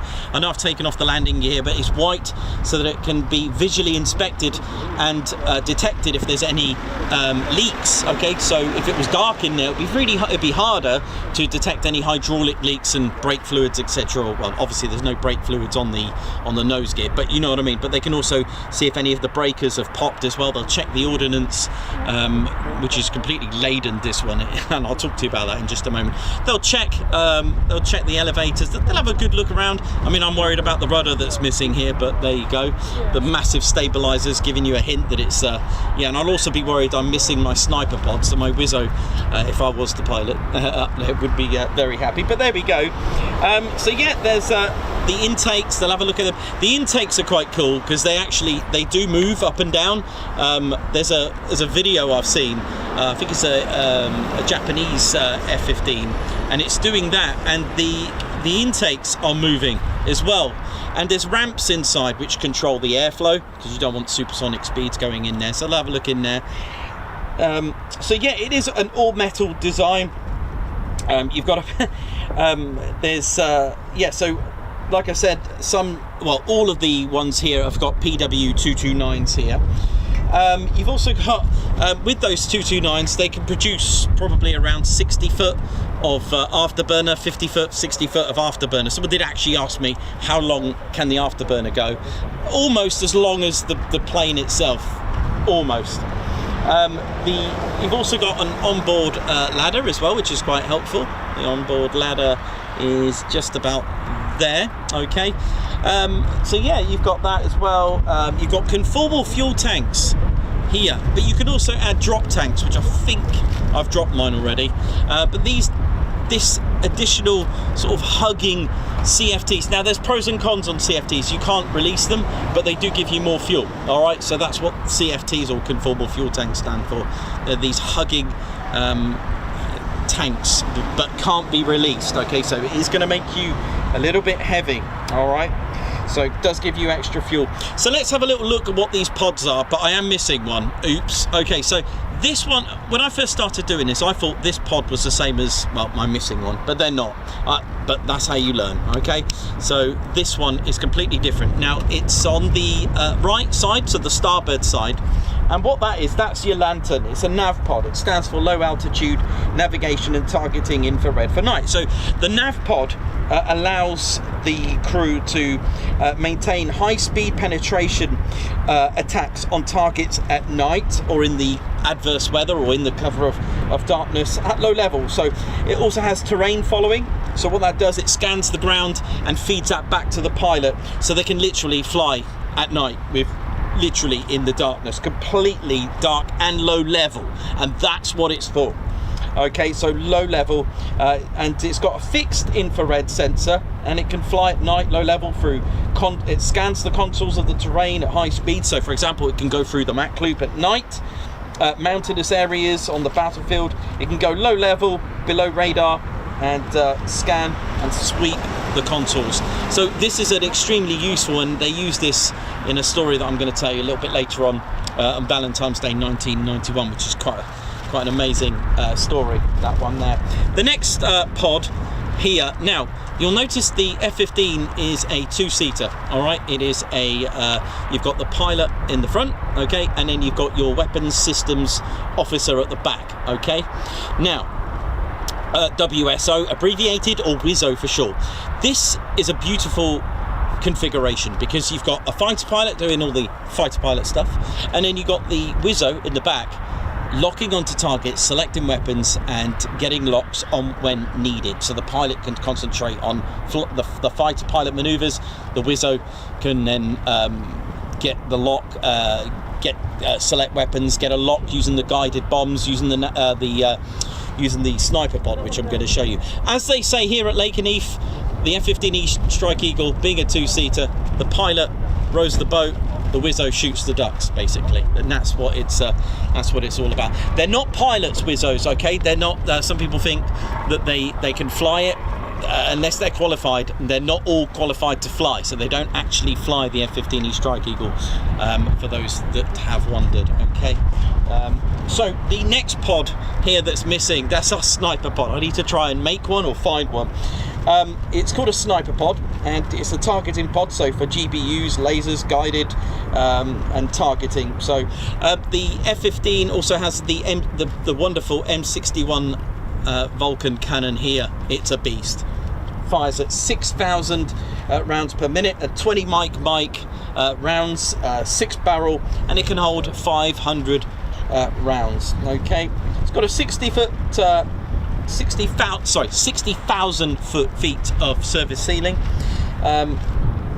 Mach 2.5. It is heavier. It weighs around 39,000 pounds empty. I mean, that's insane. It can take about 24,000 pounds, 24,500 pounds of payload. Add that to your 38,000 pounds, which is why it doesn't have the 1:1 plus thrust to weight ratio naturally when you've just fully ladened it and fully fueled it, because 38 and 24, for example, is going to get close to your 60,000 pounds of thrust.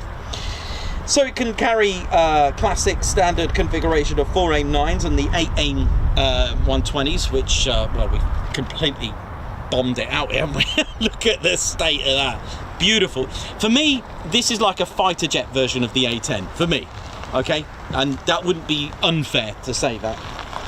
It can take GBUs, which we've got on here. It can take JDAMs and all sorts of other tasty goodies, right? Which is remarkable.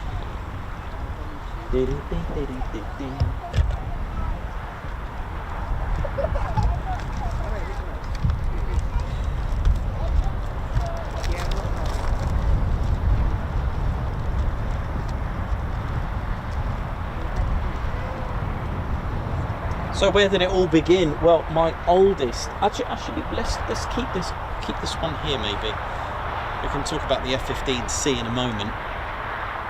Let's go back. I mean, this is what we've got here currently. But yeah, 1972 July first flight. In 1975 it broke the 8 time to climb world record. January the 16th, 1975. The F-15 in the form of what's called the Streak Eagle. Have a look at that. It's in the that's in the United States Air Force Museum. 98,425 feet it managed to achieve in 3 minutes and weight 27.8 seconds. And then, do you know what? It just decided to coast off at 103,000 feet, which I believe you'd probably need. I would have thought the pilot would have worn something similar to a U-2 pilot suit for that one. It is a symbol of American air superiority, a marvel of engineering. The answer, like I said, to the MiG-25, the Foxbat, and then the 60s, well, the thing is, they didn't match the MiG-25. They actually outclassed it.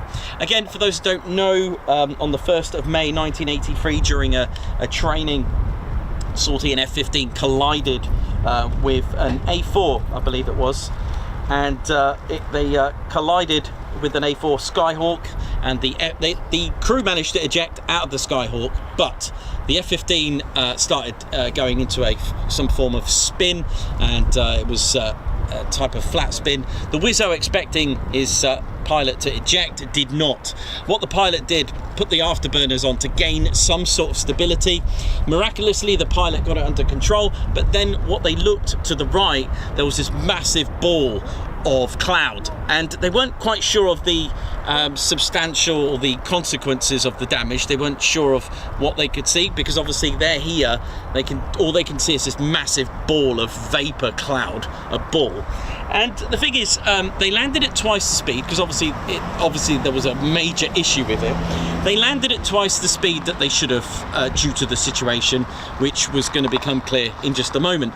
The Arrestor cable, which is right there, the Arrestor hook is here, but it snapped on landing, but it did eventually come to a halt. Then when they got out, they realized that they actually landed with just one wing. So the F-15 can land with one wing and fly with one wing for a little bit. And then, of course, as mentioned, September 1985, another claim to fame for the F-15, being along with the pilot and the aircraft itself, is the only aircraft or fighter jet, plane, whatever, to have an air-to-space kill. Yeah, you heard me. It was Major Wilbert Doug Pearson, took off in a steep vertical climb, as you do, flying at just under the speed of sound. And this was done over the Pacific Ocean. He was at 36,000 feet. And his target, like I said, wasn't of land or air or even the sea, but space. He pushed his pickle button and launching the missile to intercept it was a Solwind P-78-1 satellite. And the satellite was moving it wasn't going that fast. I mean, it was only at 17,500 miles per hour. Yeah, you know. And it was only 300 miles above Pearson's F-15. But he is the only pilot in the world to have a air-to-space kill. And then going back to the sniper pod and the lantern, that I don't have the sniper pod, unfortunately, because I don't know what I've done with that, maybe to save weight. A remarkable story, really, during the Gulf War. And it was, of all romantic nights, it was Valentine's Day. It was about 3 a.m. though, and a squadron, fighter squadron, were doing a scud sweep. They were looking out for combat air patrol, basically, looking out for any surface-to-air missiles. And the F-15 during that day actually achieved a very, very unusual air-to-air victory. Trust me, it's weird. But actually a tactic that was probably and was used in the Second World War, by the way. But it's quite interesting. But the target was the Hind Mi-24 Hind helicopter. Now, the story behind this is a bit of fate, really. It just so happens that the Green Berets, who are hardcore, and I wouldn't want to mess with them anyway, even if I had Arnold Schwarzenegger with me, I would not mess with them. However, they were pinned down and about to be set upon by Mi-24 helicopters. Now, as tough as they are, the special forces that were on the ground, the Green Berets, I don't know how they would have coped. I mean, Tom Cruise did all right, but he had his mate. But So, luckily, Captain Bennett was leading the way in his F-15, and they were using the lantern. They were going low level at night under heavy anti-aircraft fire, and he had a call on his radio about this situation, that the forces on the ground were stuck, and the US Special Forces were about to get pinned down from these Mi-24s they already started up.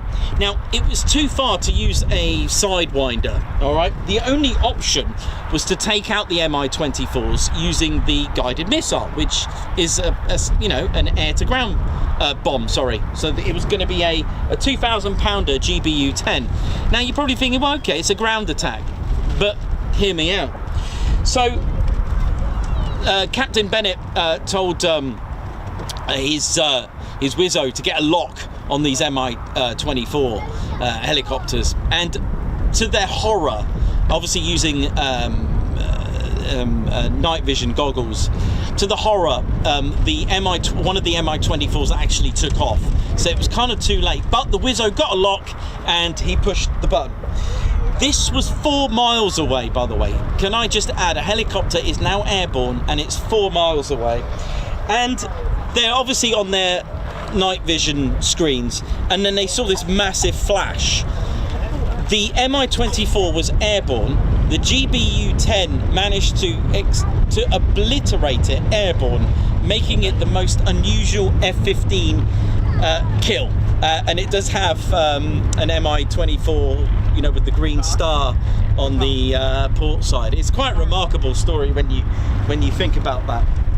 So yeah, and that's the most bizarre, and it was a tactic used during the Second World War, I believe, by the Luftwaffe to try to sort of cause chaos by dropping bombs onto B-17s or other bombers alike.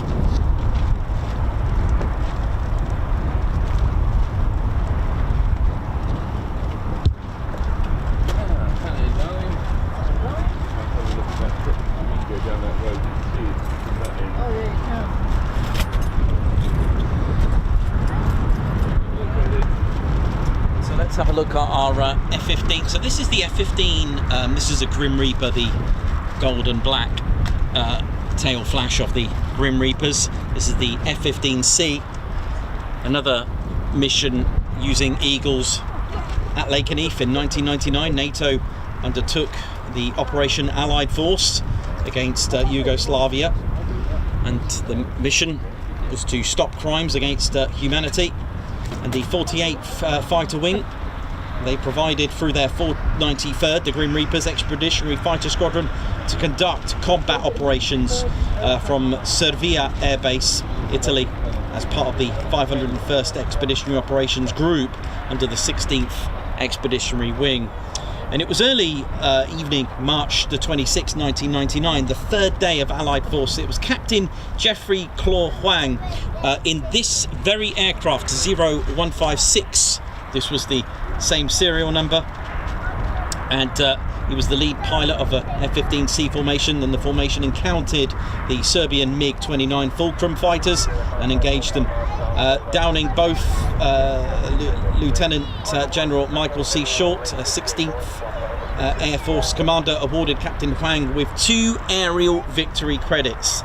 The air campaign lasted from March 24th to the 20th, but in just 72 hours, they managed to down 4 MiG-29s, and it was thanks to the 352nd and the CV-22 Ospreys, right, with the help of them, they actually brought back a canopy as a trophy.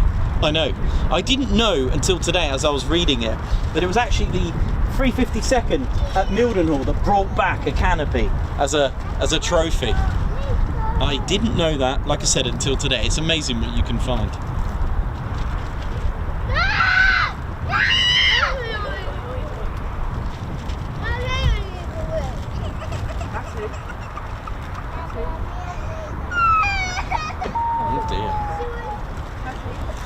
So there we go, and so yeah, there was a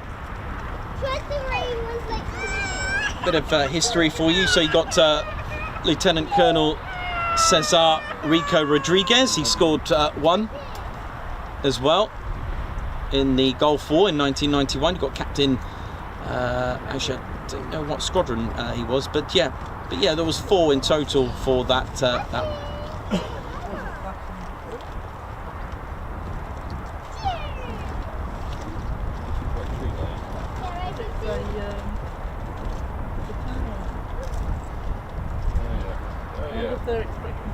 Yeah, that was the one. MiG-29. I would have seen that. That catches your eye, doesn't it? Yeah, every time.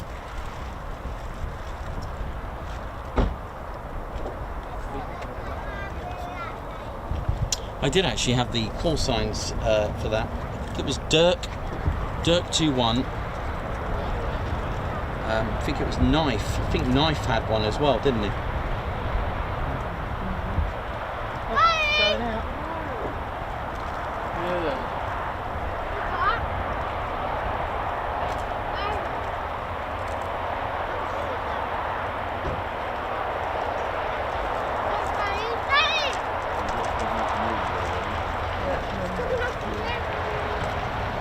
It is indeed.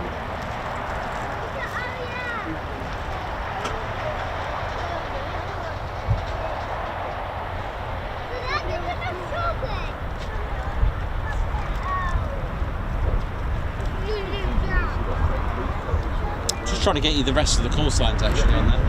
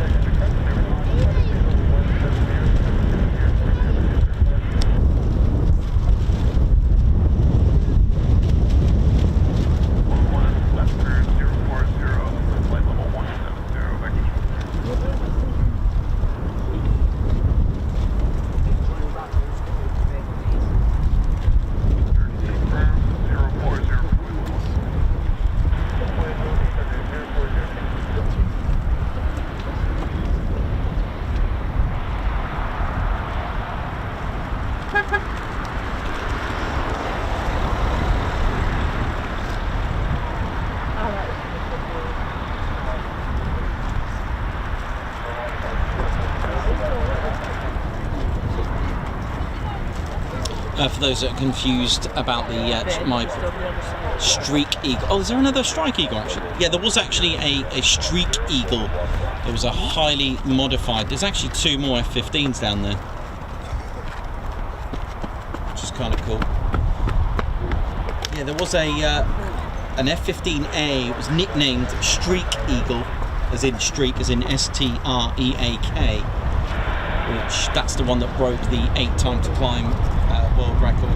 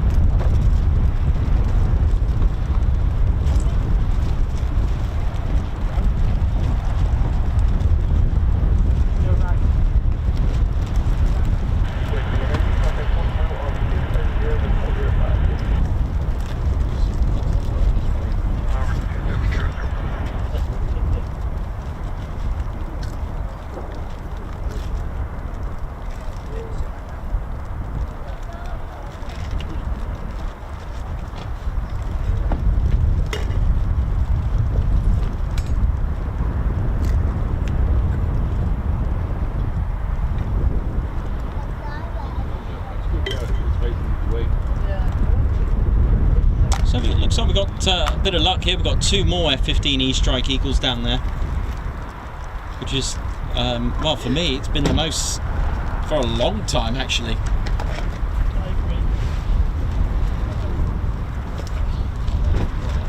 Oh yeah, they do.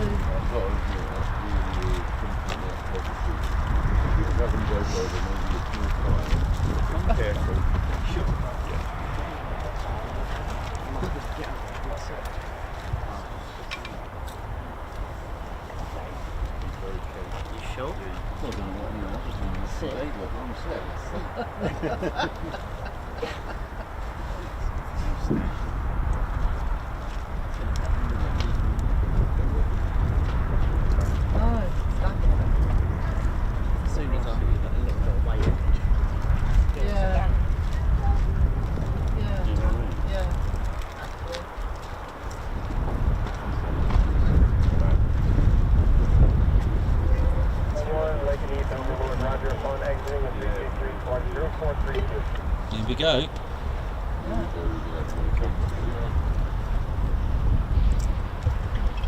So it looks like we've got more departures. Here we go. 2 more F-15s.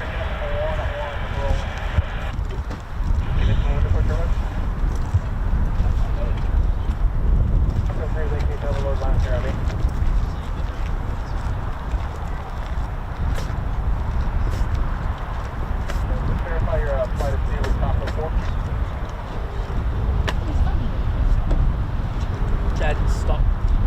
Stop, open the doors. Yeah, don't do that, open the doors.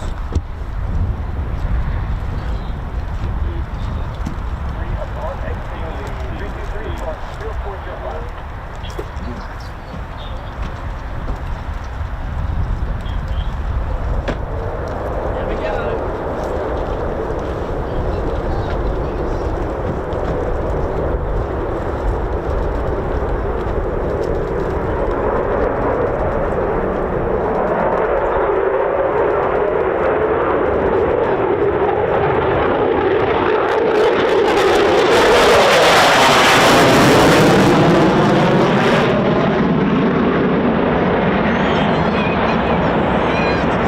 Oh, this is low, isn't it? Oh yeah, hello.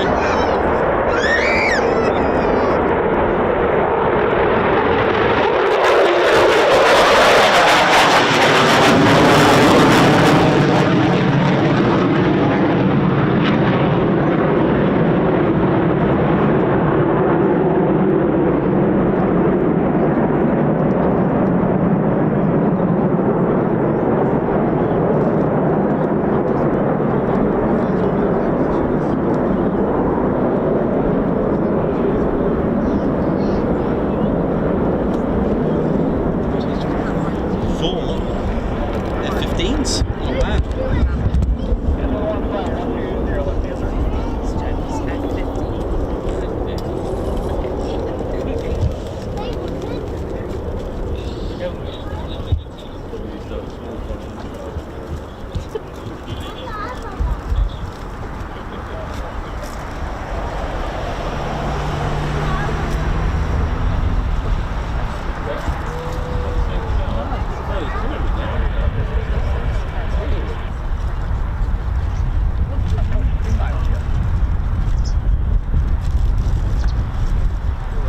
I'll let you go, mate.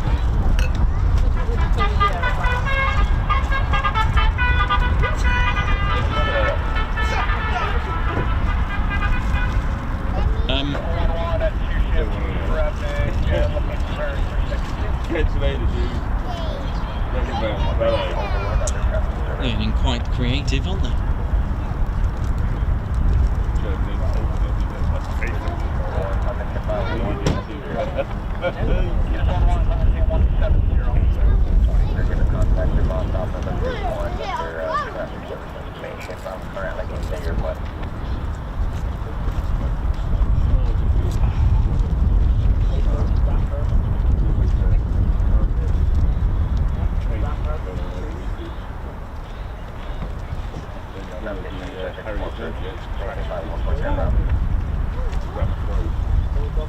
Wow. The chief pilot, the only reason he was pilot is he stayed with the plane after crashing into the school. Oh. So he crashed into somewhere else and had to take the back inside.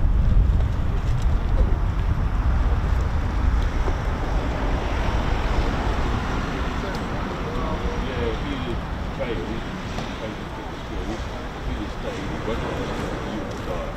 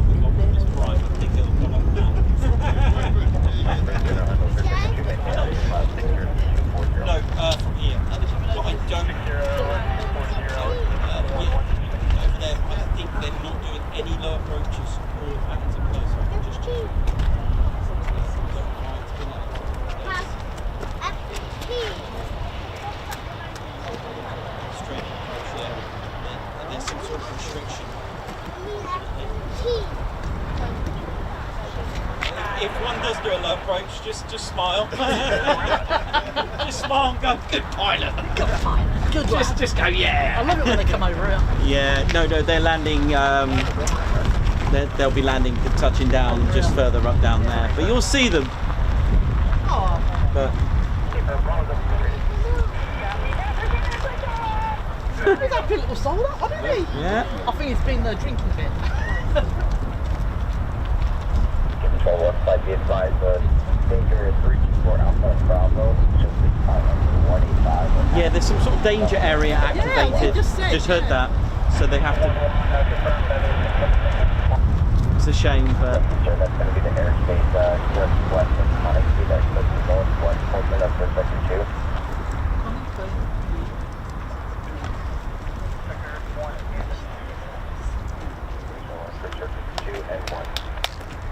They're on night flights anyway.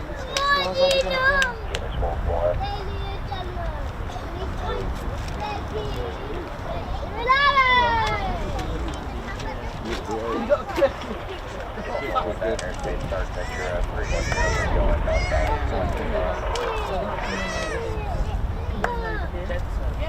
So when they come out, they'll come over these trees. But there'll be no load coming like it was. Some kind of problem over there.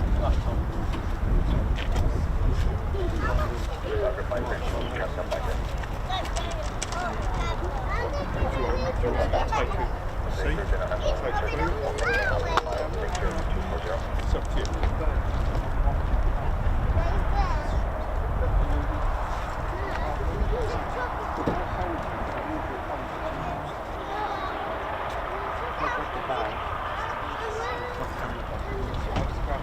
It's up to you, mate.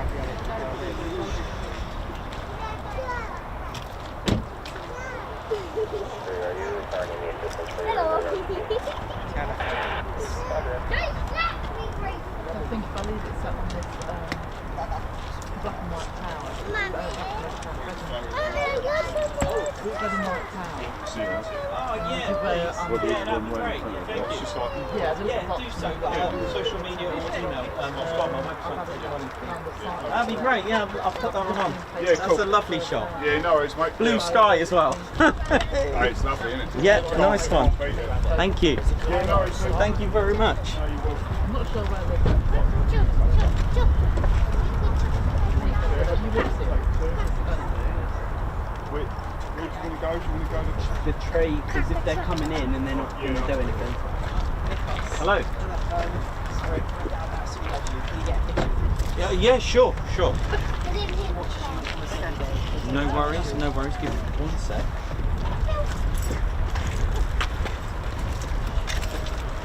Yes, but also I am starting a group actually, Nico. Okay. Yeah, it's Nico Anonymous. Okay. So people that have got hooked can come and get in touch with us and we'll wean them off you. That's funny. How you doing? All right? Yeah, nice to meet you. I'm Nick. How you doing? Yeah, all right. Yeah, very well, Yeah, yeah. good. Yeah, very well. All right, no worries. Nice one. Yeah, you enjoy your day, man. Yeah, thank you very much.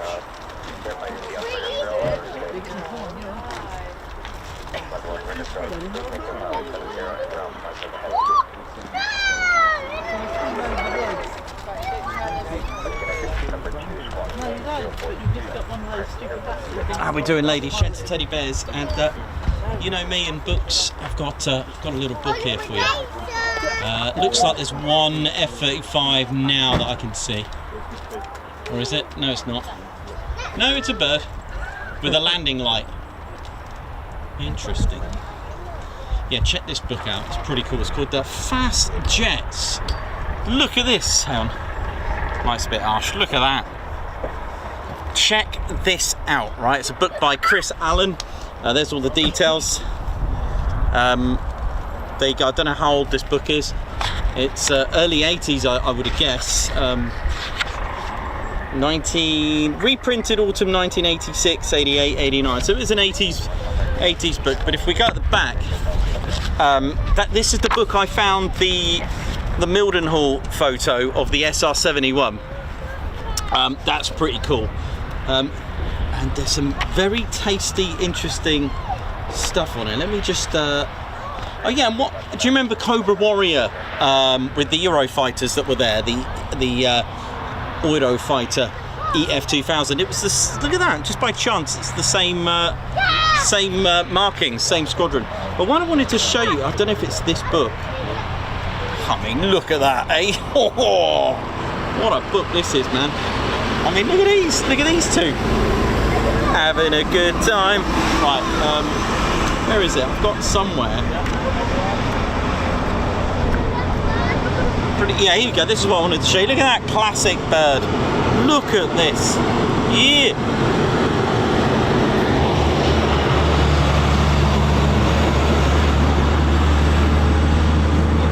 Nice, isn't it? Absolutely beautiful. I mean, that's great.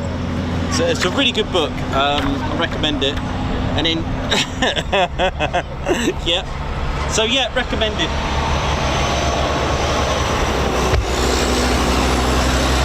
Another classic read. There's the catwalk, which I don't think will be seeing anything come down it, but more like go up.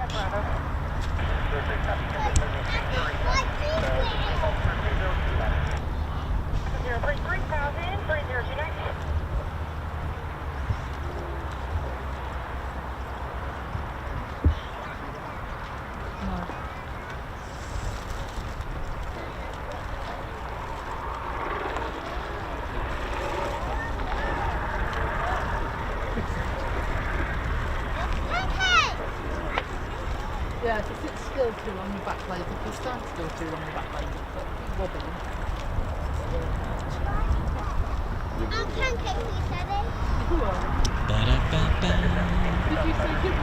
So, just waiting for our arrivals, and they won't be too long now, just a few minutes out.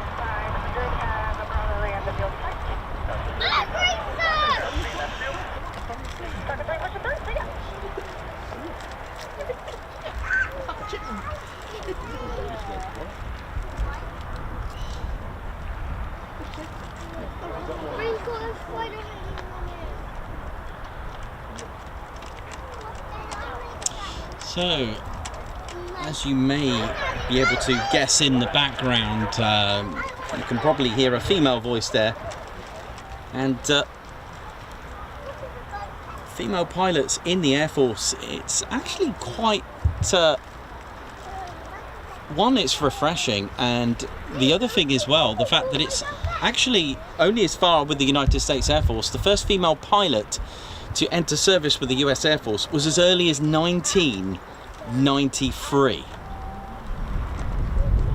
And it was by the name of Jeannie Leavitt.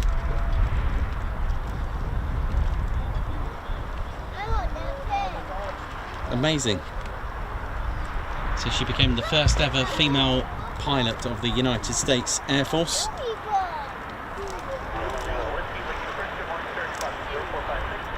And she began her undergraduate pilot training at Laughlin Air Base in Texas. Same sort of style, T-38. She was being trained as a T-38 instructor pilot as well. And she ended up flying the F-15E Strike Eagle.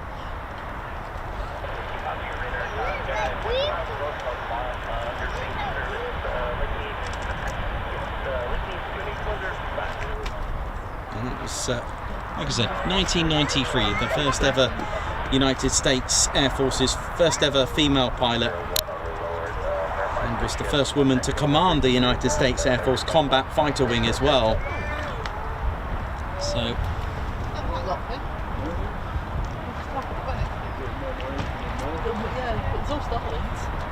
and it just opens up, you know, opens up more opportunities to be part of the Air Force.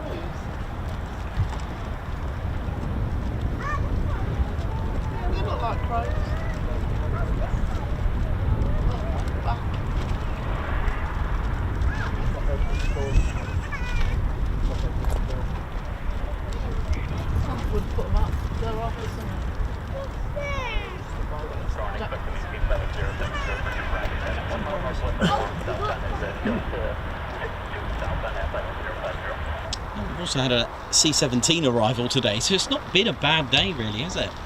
It's been quite a good day.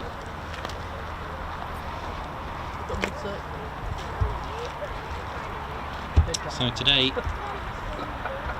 I'm wearing the Fweep, our heritage. How we doing? My name's Nikos, cameraman and commentator. I'll just show you they're still available. We still get them while you can, because once they've gone, they've gone. It's our legacy heritage Fweep t-shirts. Look at that. Oh yes. And it's got, of course, the Ted's call sign on the back. They are still available online, tedconingsby.co.uk. How we doing? Hope we're all good and well. This is a quick stop before we go to Eastbourne. And actually, here we go. Here comes our first one, and it's definitely not a bird. If that was a bird, I'd probably leave.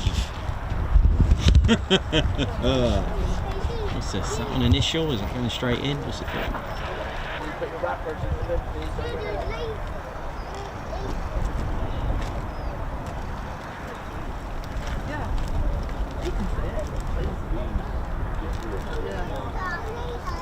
Oh yeah, I can see it. A long way down the runway. So there are some restrictions that are not allowing for any patterns and circuits. They are closed currently. We've had this before where they opened it up later.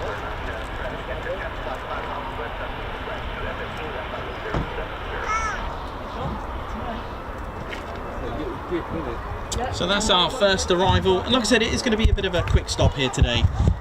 We are heading down to, that's right, we are heading down to Eastbourne for the air show. We're going to catch the eclipse tomorrow, the solar eclipse.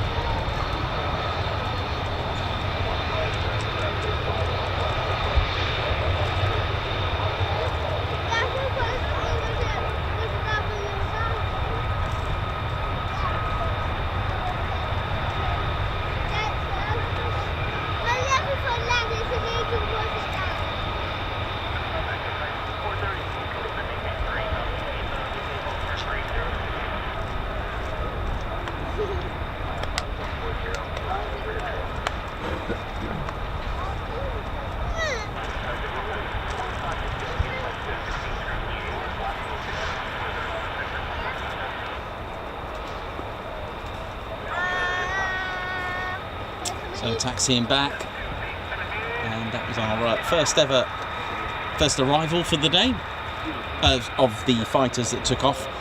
Of course, our first arrival was indeed the C-17 this morning.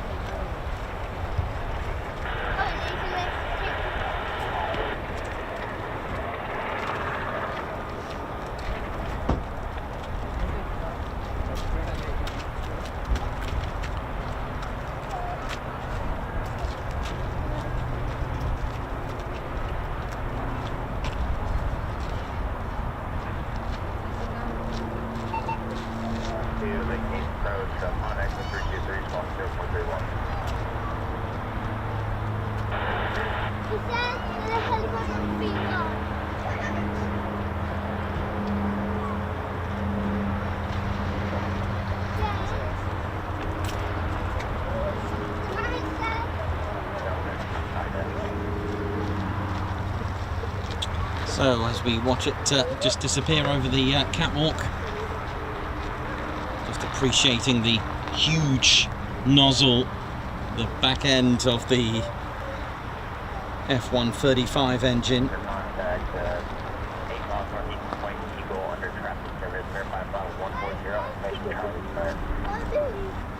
Delivers around roughly 28,000 pounds dry, and all the way up to 43,000 pounds of thrust with afterburner.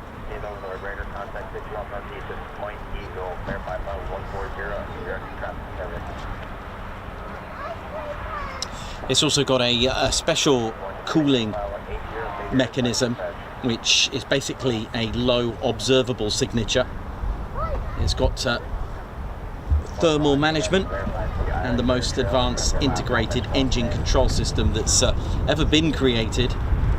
It is literally the heartbeat of the F-35.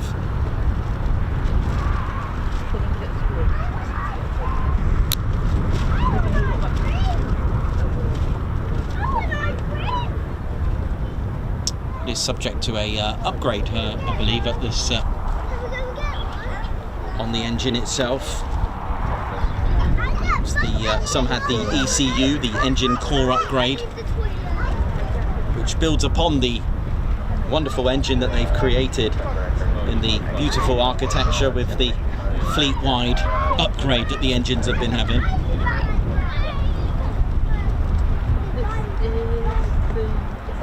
The upgrades have been added to deliver the durability and performance needed to enable the Block 4 capabilities and beyond. So when you upgrade the aircraft itself, you upgrade the engine as well.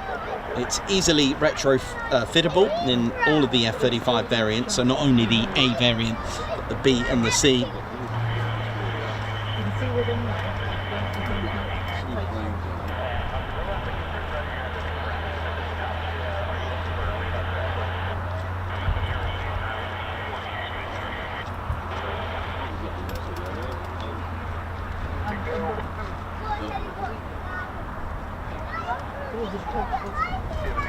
Yeah, can we get one?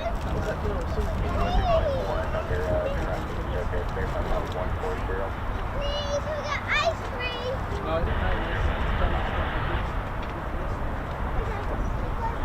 The ECU as well for the F-135 engine also has the FBR, the Navy fuel burn reduction, a high pressure compressor and high pressure turbine testing, as well as the Air Force's adaptive engine transmission program. There's a lot of things that go on with that, and it was very nearly a GE Rolls-Royce. Well, I say nearly, but the F-136 engine again delivering 43,000 pounds of thrust, and it was a choice between the two. But the maturity of the Pratt & Whitney program's F-135 engine was given the all clear and go ahead between the two. F-15s this time. Two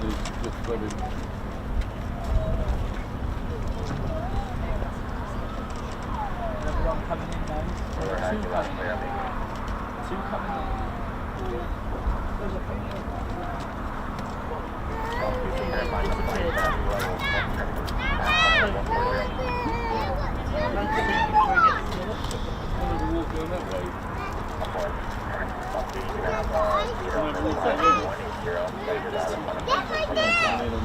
There's too much space anyway, like the blue jelly. Yeah, well, you might be able to get a bit closer down that way inside the heat haters.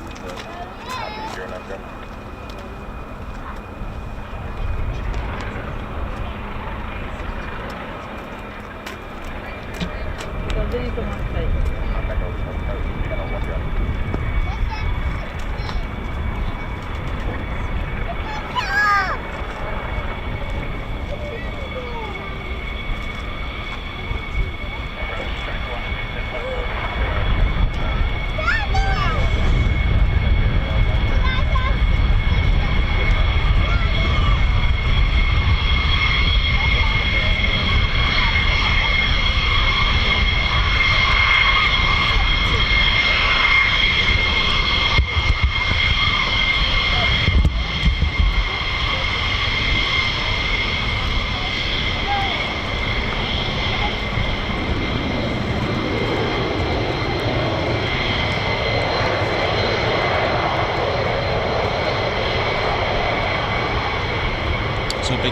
out to the crew chiefs and ground crew. The fighter generation squadrons there.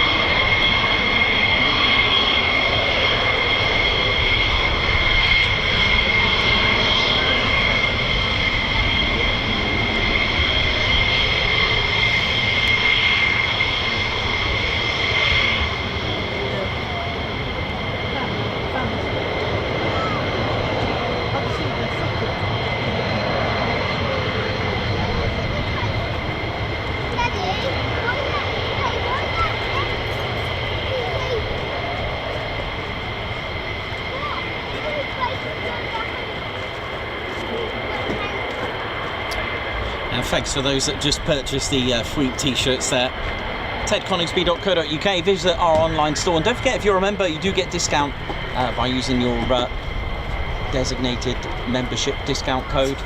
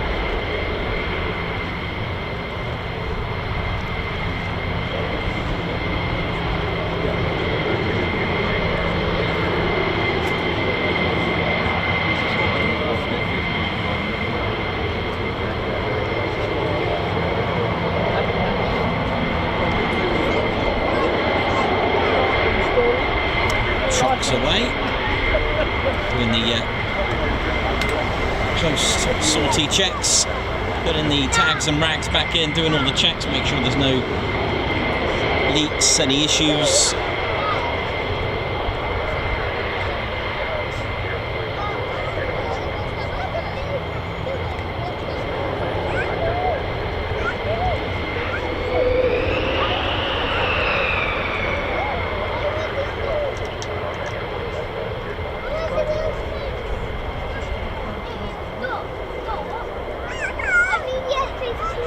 And would you believe it's the same length as a C-47 Dakota? It's very hard to believe, isn't it? I find that fascinating.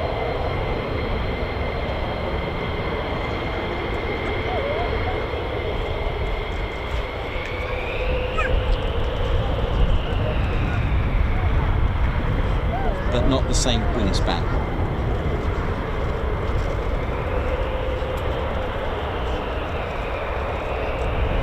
We've got another arrival coming up. 2, I can see. 3, I can see now. There's another 3 more coming into land.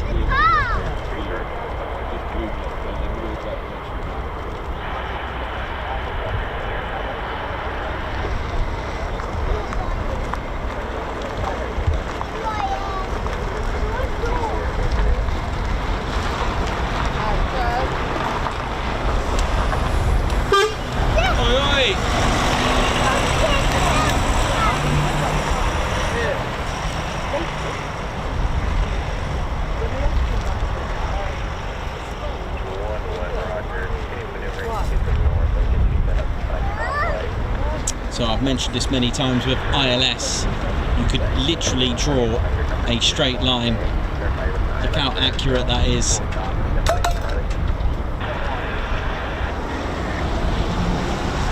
Amazing, isn't it?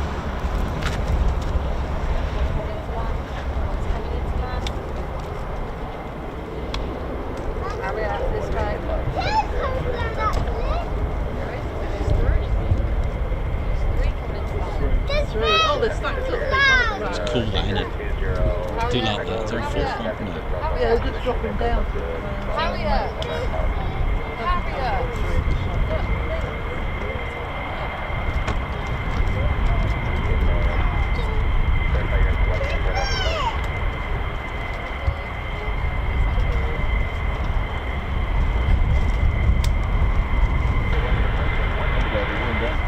Wait and see what I can see.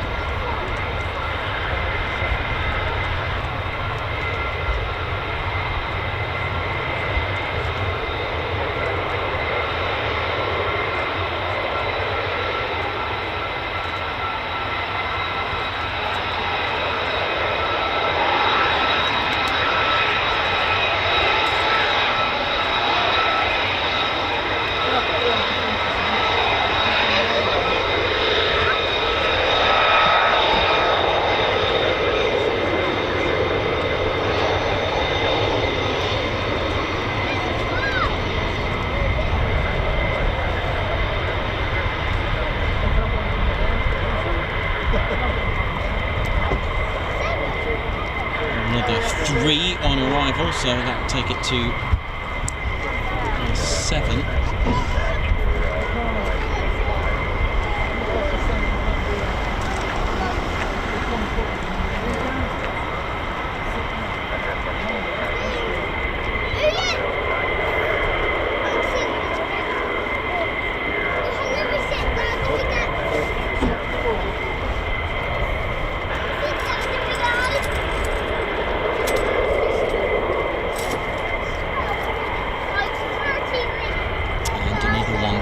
These two as well. So when they're all done, that'll be 8 F-35s that to come back.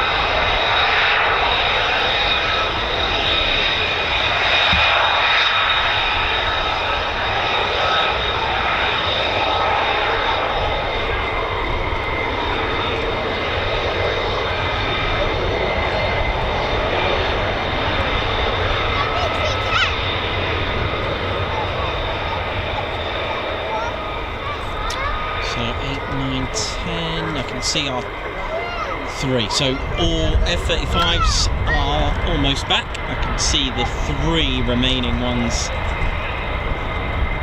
airborne on ILS runway 05.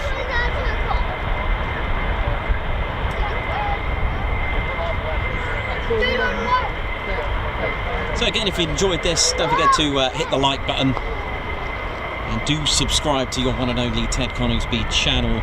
Make sure you hit that notification bell button as well, set it to all. We are on our way later on, heading to Eastbourne. So don't miss out on our latest and greatest live streams and videos. We do post daily. And of course, our Sunday short session, which is pretty cool. I don't often put them on when I'm live streaming an air show, so you may not see them on that occasion, but nevertheless, do keep a lookout. I am also working on 2 more lost airfields. There are another 2 next month they're actually ready to go on. So next month there are 2 Lost Airfields episodes.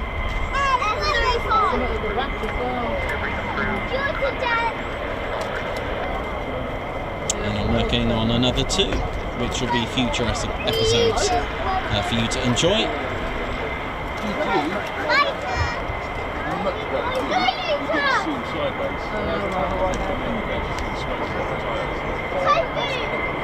Something in the distance as well. Was that an F-15? Something else just approached. There could be another couple behind that. Well, it'll be interesting if it's another F-35. That means my counting was way out. Should we have a look? Should we see if my counting was way out? Yeah, 2 F-15. So that's literally everything back in just a second.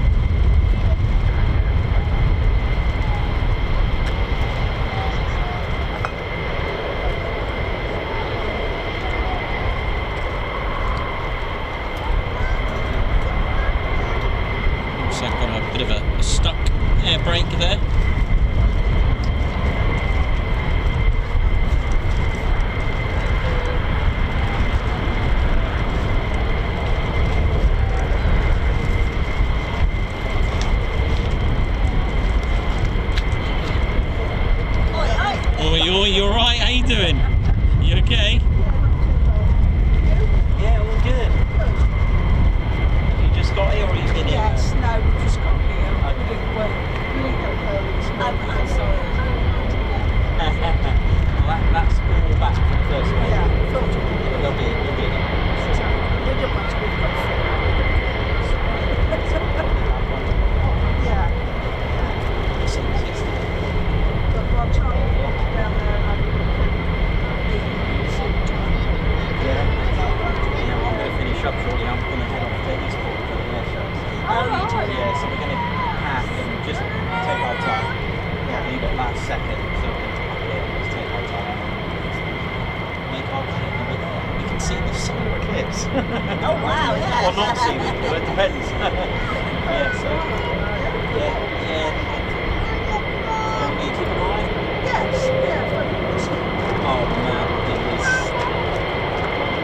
actually quite nice actually. It's nice. It's not bad today. It's lovely. Yeah, it's the humidity. Because Graham has heart conditions when you get humidity, you can't breathe. Is it Sunday? Is it Sunday? There's no air out in there. I don't know how anyone is doing it. It's Sunday. It's zero winds. And it was just so shit. So we're out to come out today because Wednesday, Thursday, Friday is up and about Mars. So we'll let you film. Yeah, no worries. Yeah, good to see you again. Take care. Thank you. How we doing, ladies, gents, teddy bears? Hope we're all good and well. And yeah, so this has got a bit of a stuck air brake. I'm sure they can sort that out. We've seen that a few times.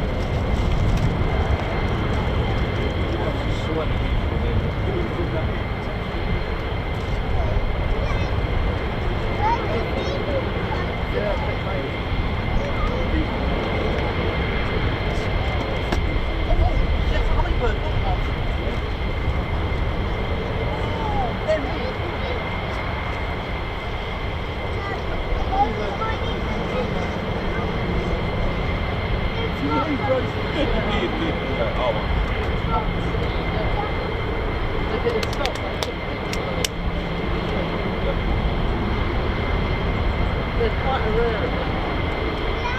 Apparently, didn't they? They were going to go. And that's a big surprise.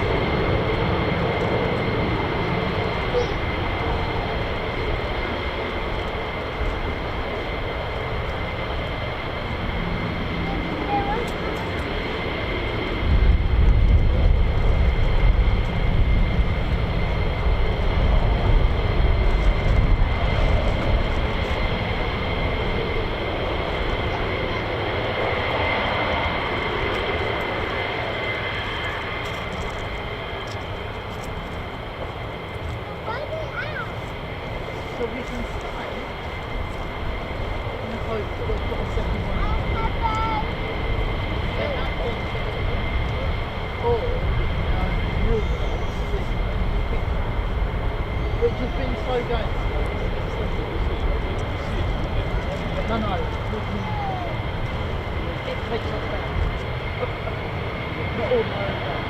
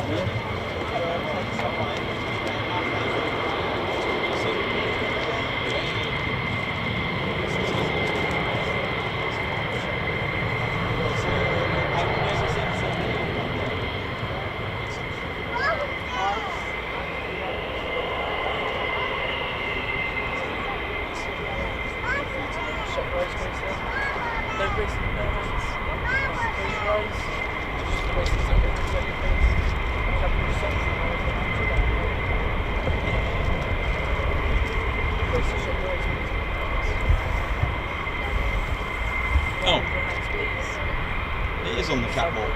Okay, I don't know who moved that. It's I don't know what happened there. That was weird. It's already on the catwalk. It's yeah, it was good. Yeah, just.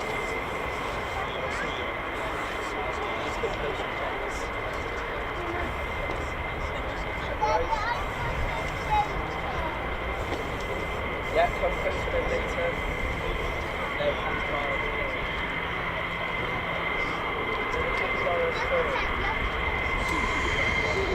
No, I didn't.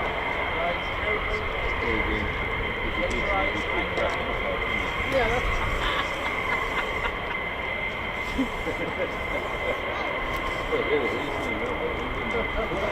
Yeah, I thought earlier. I thought you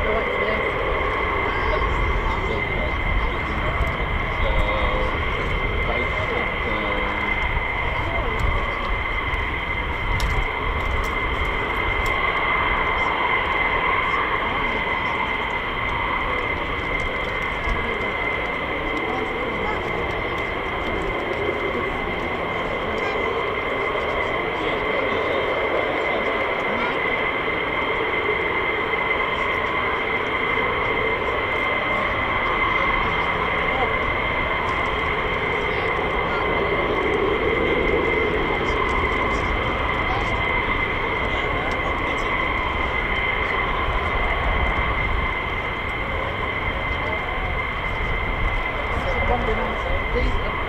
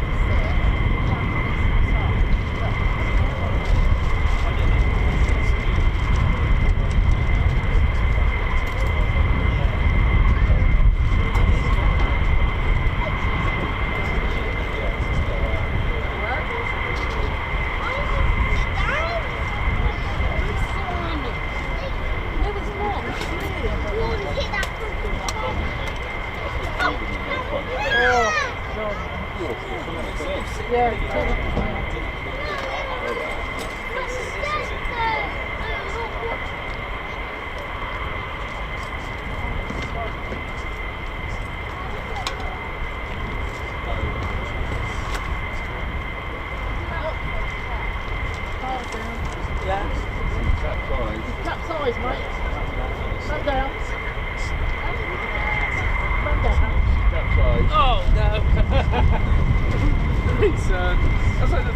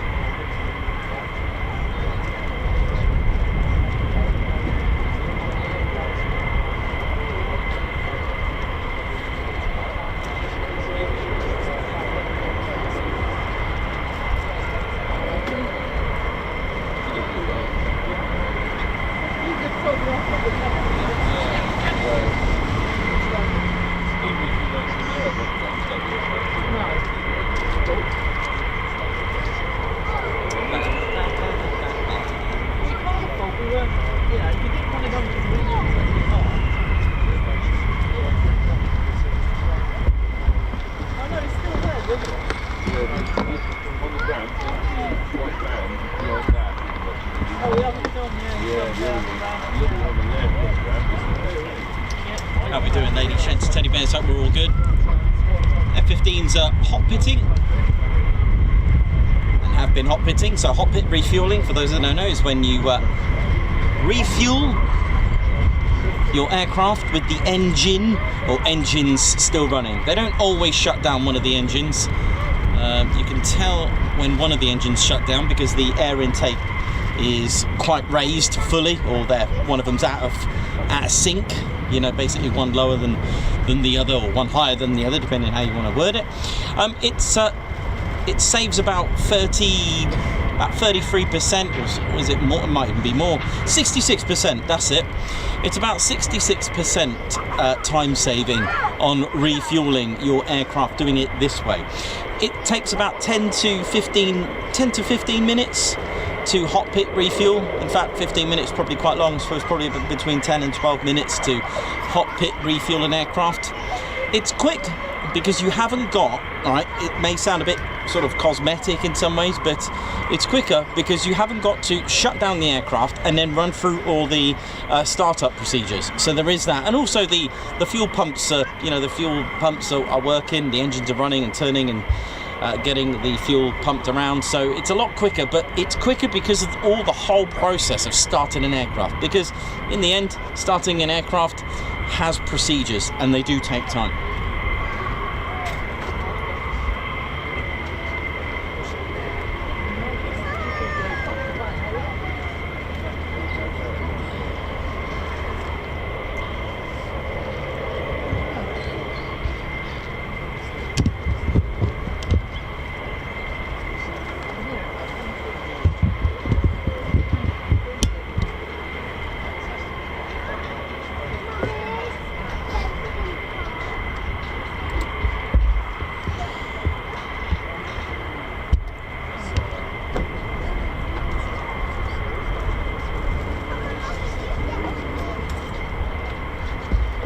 Yeah, that's done.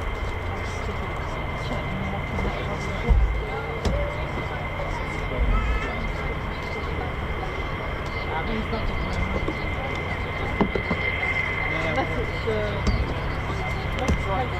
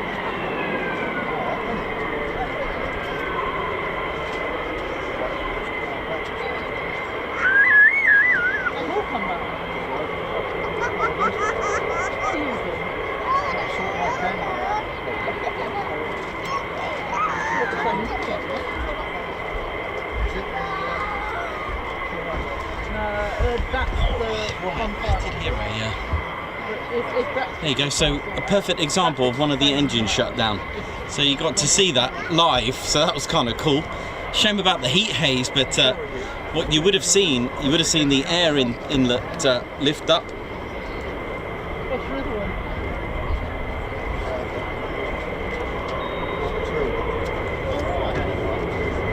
Brian Billman, how you doing? Thank you very much. Hope you're all good. Thanks a lot to Reese Moroney as well. Thank you so much.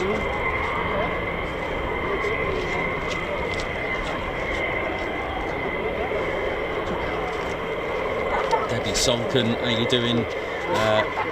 Janie Ann, thank you very much. Lots of you on here. Debbie Solkin, how you doing as well? Reese Moroney, what up? Lots of support on the channel. LEJ Approach, Davey, how you doing? EP65 Millennium Max. And he said to me, he said, it's so out of date.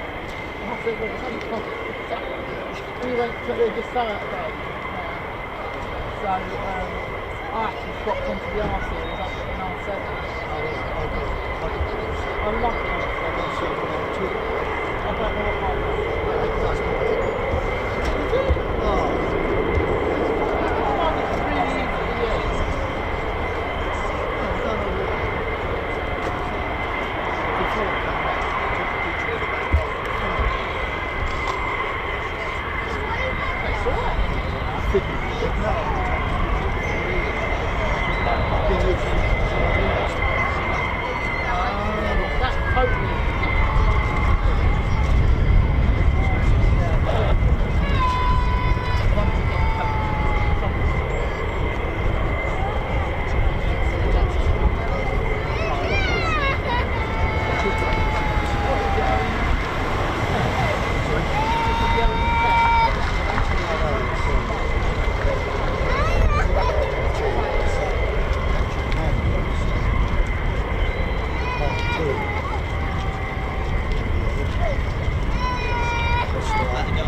Hey, how you doing? Oh, for me?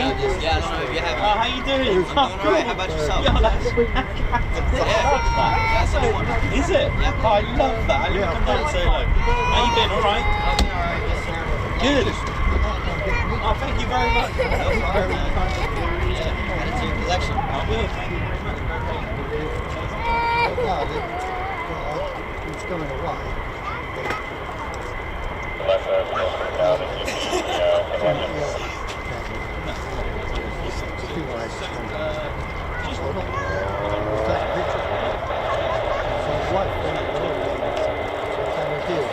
Making out I was the bank guy. Because of the price of it. Just making sure. The price of it. In terms of doing it, Canada is very what the Duke of Oxford. Yeah, they do. Yeah. That's not it's got a lot of depth. Yeah, sometimes you need to destroy it. Yeah, not like it's built in. It's built in. You know, it's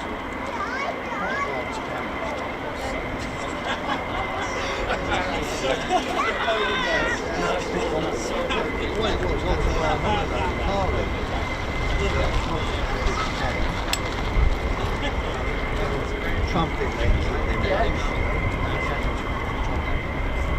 Anyway, got to this lady. She said, "Oh, I used to have a little that big."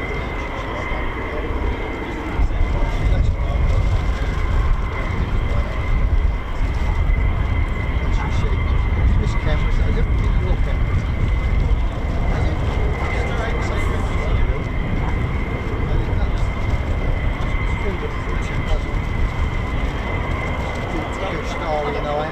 I used to have a mate, but unfortunately passed away, and I had all this camera equipment, links and all that, and here goes. I'd go, oh my boat, yeah, everybody has a boat. So we were like a bit dark and water. It's like flight, you have to really stay Not lived in Dartford. They don't live in Dartford, unfortunately. I used to see them all the time. And I said, he said, hold on, Lynn, and he got this tiny little camera out and he went, here you go. With everything, close to the light. So what were you doing, standing on it? He said, oh, you nailed it there. Yes, but it's Andrew. They are brilliant. I don't know what he was using, but you want to see a picture? No, whatever it was I said I wanted to do, if I'd said it was a hummingbird or something, I'm into hummingbirds, that's why I like that story. yeah, they're amazing. They'll be over here soon.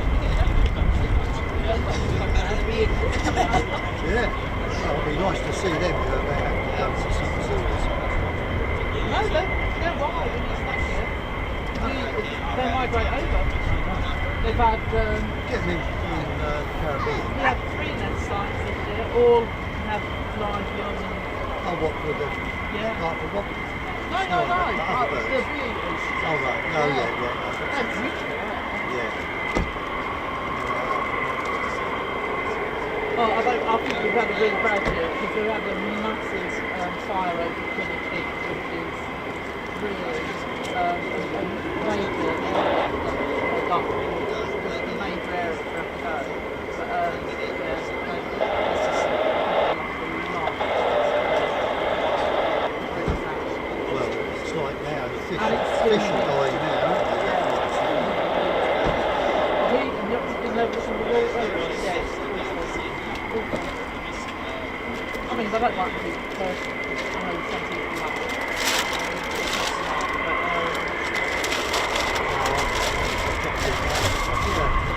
Yeah, you should put that. I've got the act on it because I've got chuck taken out the ear, out of my shoulder. Yeah, put your hat on. I'm a nurse, mate. Ex-nurse. Put your bloody hat on. I know. It's not a request. I'm bloody telling you. Put your hat on. I've got to walk back up there. Yeah, please put your hat on. Because we've had it before. That had the horse as well. Because you're a skin fighter. Well, it's funny because kept banging my head on the shed because we changed the two sheds, one on the other. Every time I walked in the back. Yeah, pick it. Anyway, when I moved up here, the neighbour next door, he went from Australia, and he was under the right, mate, he went, yeah, so I've got to go back. He was smart. We were there and everything.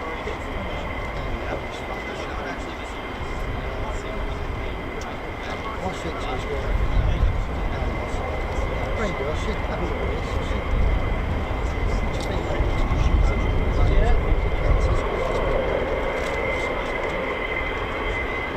said, well, if I was you, she said, just go to the doctor on Monday. It's just like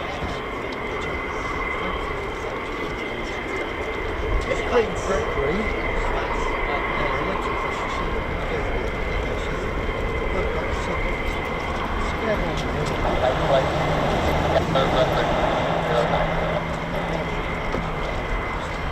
My F-15E needs a bit of a repair. I don't know if you've got a spare. Have you got a spare sniper pod anyway? It's feral. Yeah, the sniper pod. Yeah. It's got chemo in it. Yeah.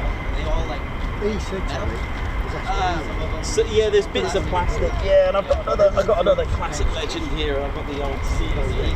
I've got that one. it's not You do it 2-1 or something. you mustn't pick it. I've got that one. Right, put gloves on. Where are we? In the night.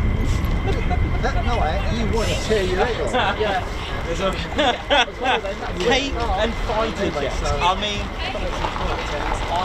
I will just guess. So just give me 1 second. I'll have it in a minute with my team. His shirt is amazing, by the way. Oh, thanks.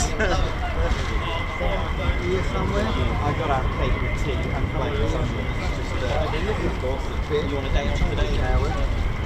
Skin. Scan. And I said, I got that there. She went, let me have a look at that. She really got the last two. Hold it up.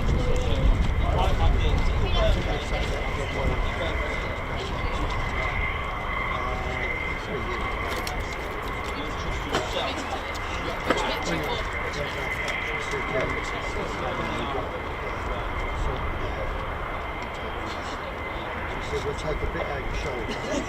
Well, let's be fair, I bought the one for catch, that's probably... Yeah, but then Thank you. I'll go with R. get out here, rebuilt this bit.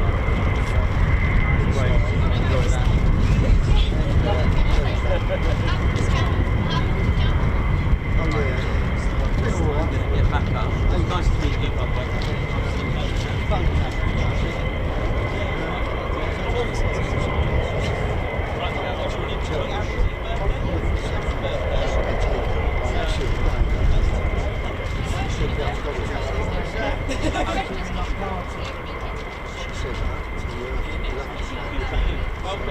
Right, you take care. Enjoy your birthday.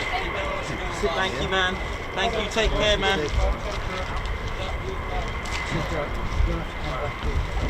Oh, how are we doing? So Ted's big shout out to the 492nd, I thought they had a 6 months. and I got to show you this. Ted, what you got here, mate? And this is been given to us today. Ted, go for it, mate. Hit it away. Here we go. Look at this. Oh, the Mad Catters, because of the merge. Purple Ops, as you know, or may not know, but the merge between the two. So the Mad Hatters, Catters bin the Panthers. I love that, Ted. So a big shout out to all ground crew of the finest, meanest, baddest. Fights on, bleed blue. Guns up.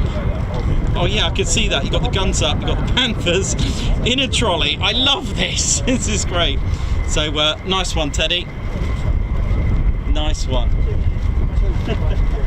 That's funny, that is. That is funny.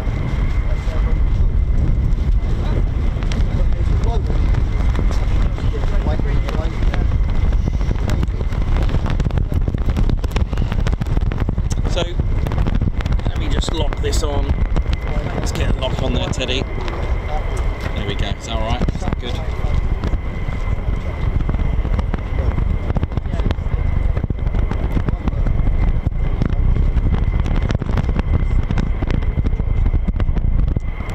me just move that over there. Is that all right, Ted? Now, yeah. So, Free Orion, free, high five and a Guards March. Thank you so much for joining our Fighter Squadron. Thank you so much. Steve Evans, wow, 46 months of Ted Coningsby membership. Thank you so much as a posh officer. Joshua Brown, who's celebrating 23 months as a member. Good morning, everyone, and the best TCS family. The Bat Purple, high five, Guards March. Thank you for gifting a Ted Coningsby membership. Margot, thank you very much for the super. Steve Sedman with 46 months of membership as well. 2 more months until I'm 4 again. Guards Martin, honestly, thank you so much for nearly 4 years as a member. Francis Waite with 1 month membership, thank you very much. Norby with 21 months. Oi, oi, oi. Oi, oi, oi. Happy Tuesday, enjoy the show. Steve Griffith celebrating, shall I say, Steve Griffiths SR71 with 40 months of membership. Where did that time go? Thank you so much for that. Dieter, high five, welcome, man, and welcome Dieter to the Posh Officers Club. Linked Rainbird, high five and a Guards March. Thank you for gifting a Ted Coningsby membership. Guards March to you. Pete Lawrenson, high five and a paw pump there for gifting a 5 Ted Coningsby memberships. Guards March, thank you very much for that. EP65, high five and a Guards March. Thank you so much for gifting a Ted Coningsby membership. Reese Maroney, high five, paw pump. Thank you so much for gifting 5 Ted Coningsby memberships as well. A massive, massive Guards March to you there. AJ Rylance, congratulations on a whole year, 12 months membership. Oi, oi, happy 1 year, guys. Thank you so much for that. Colin, thanks for the gift as well there. Got a message from, got a gift from Colin. Cool, looks like treasure. So I went to see the I thought it was off. We got Reese Maroney, high five, thank you very much for the super chat. Great day, more than one eagle on the channel, I know, right? Amazing. So, and we've also got Janie Ann, high five, paw pump. Thank you so much for gifting 5 Ted Coningsby memberships. Thank you so much for that. That is amazing, Janie Ann. And also Brian Billman, high five, paw pump. Thank you so much for that super chat as well. Guards March. Debbie Solkin, thank you so much with 15 months of membership as a posh officer. Oi, oi, everyone. Thank you all for the excellent channel. And big thank you to Ted and Nicholas. Thank you very much. Reese Maroney, high five, paw pump. Guards March, thank you so much for gifting 5 Ted Coningsby membership. Lots of love on the channel. Thank you so much for that. That's what it's all about. Colin N9Z, thank you very much towards refreshment. Oi, oi, everyone. Thank you so much for the super. Dieter, thank you so much as well for the super chat. TCS rules, such a great community and channel. Lots of fun and kindness. Thank you so much for that. Lovely words from you. Also got Fat Boy 202 for the windy tea. Love that. Guards March. And Colin, thanks a lot, N9Z, for the 1,000 jewels gift. Thank you so much indeed. He's off. How you doing? All right? Yeah, you good? Oh, look at you. Hang on. Let me have a look. Let me see what we got. So that's wave 1 complete. Let me just come and have a look at these tasty typhoons that we got. I can see a 2 AC squadron, and I can also see a 17 squadron. Let's have a look at these.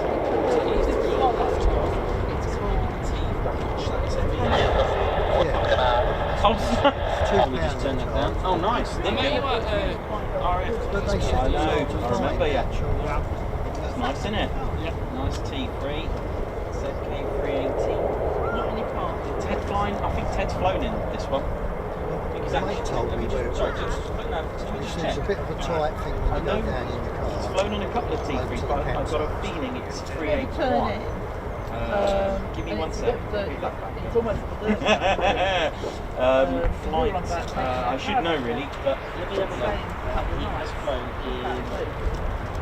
No, it's 381. I thought so. Yeah, he's flown in 381. Not 380. It was close, very close. I have done, yes. Yes. Don't tell you what comes to all of us. Take Pete with us. Well, they have French ZJ. road See, train. this is it's actually a marriage Tranche is 1. in October. ZJ9 28. No, the one on the back is Years, 60 long, hard years just about to see later. it. Yeah, so this was actually an Yeah, F2 so French road stuff to get loads. because the Typhoon's original lot was a Tranche 1. Yeah, was an intercept. It was just literally a fighter, not a ground attack or anything. It was just a natural fighter jet. It just So you won't fighter, no get ground to attack, no reconnaissance or anything like that. And with all the upgrades, they made the Tranche 2 so the two-seater version. Because I drove down, you go through the village, and then I go down there, and there's all this building. Yeah, you start thinking. My mate said, just keep going, take it. This is the Stop T3. to ask this. Just in case you didn't know that. Yes, that is an evolution. So So you've just actually follow got- this road there. And of course it started going up here, and I thought, I don't know F2, where I so you am need a now. T1. You can't even see over the an top of it. FGR4, you've got the whole evolution. No, That's pretty cool, and isn't even it? when Yeah. you go in, the head Really so nice, high. nice to see that. You can't actually get any bearings. I've got an F-35 like that. But it is down. Sure, yeah, bring it. I'll sign it for you. Yeah, no worries. Obviously, depending which one you go Yeah, I'll in. sign that, mate. I'll Yeah, go the way get my we went. Sharpie if you want me to do that. I've got a Sharpie if you want. No problem. If you was going down a 5-way side, and before you get there, there's a finger post for Mildenhall. Go up there. That's the one I went up, and then Yeah. it comes to a T-junction. Yeah, after that, I don't know where it is. Then So, he said, go down there and just follow your nose. He said, you can't miss it. yeah, no, but if you don't know your way, it does get a bit funny. And it is different out. Well, it's not like your Mildenhall village, then base, and then there's if you don't know where you're going.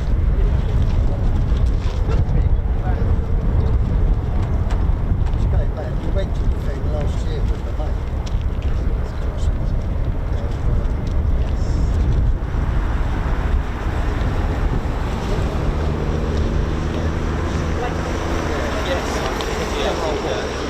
Taking kingfishers. If you go,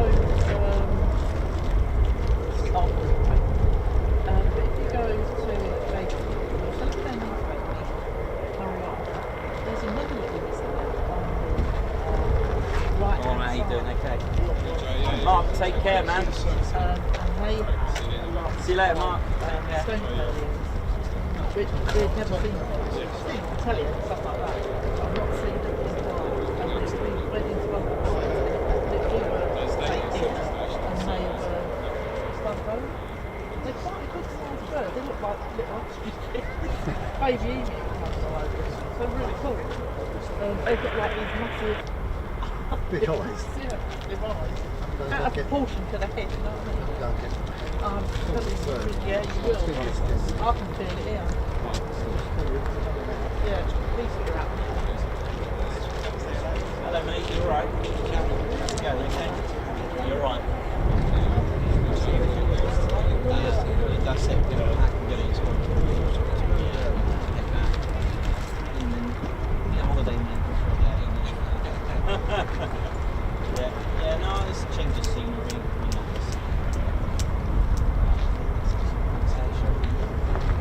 I mean, I might be filming next week.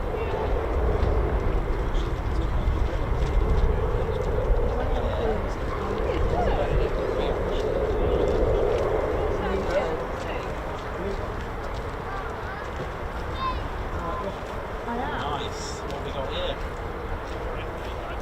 Oh, cool. Is that the yeah,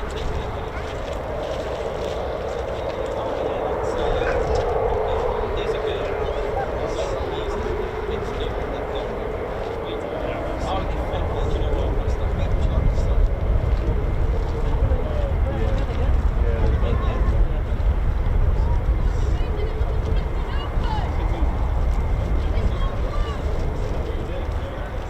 Oh, yes.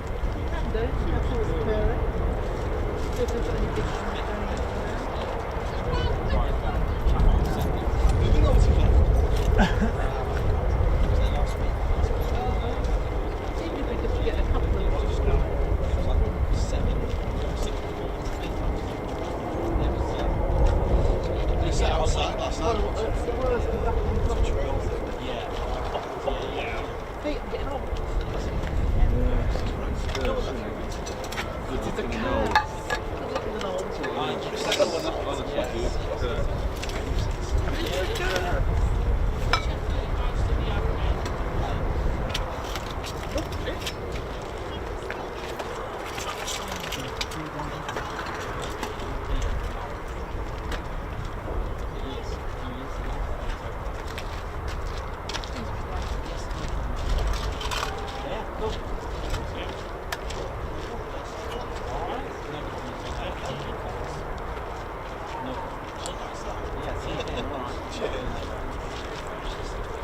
Hello, you alright? How you doing? Okay?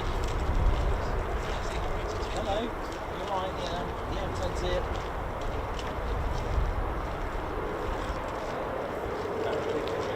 Hello. Oh, that's cool, isn't it? Hello. I have to translate from their language. Yeah, at your age, you probably can understand what he said, you know? And who's this? Jeffrey. Hello, Jeffrey, you alright? Yeah, that's cool, isn't it? Oh, nice one.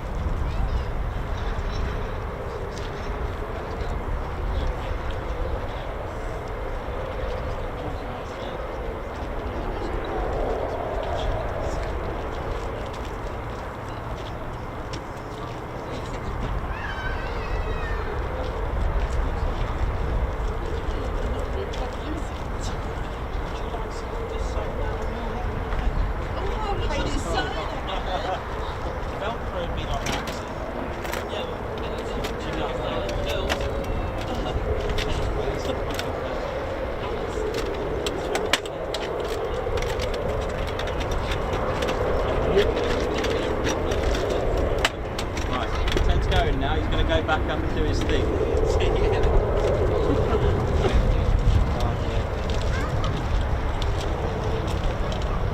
Have a good time.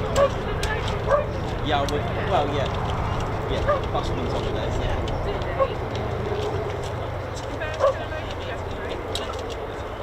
Yeah, I don't know how she's going to cope in that one.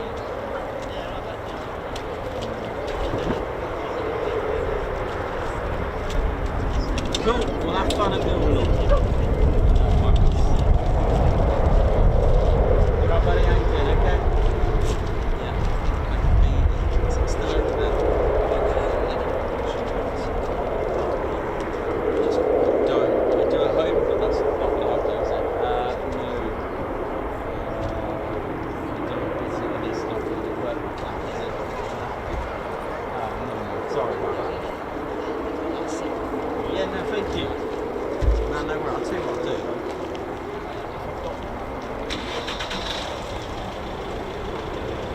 I'll sign this card for you.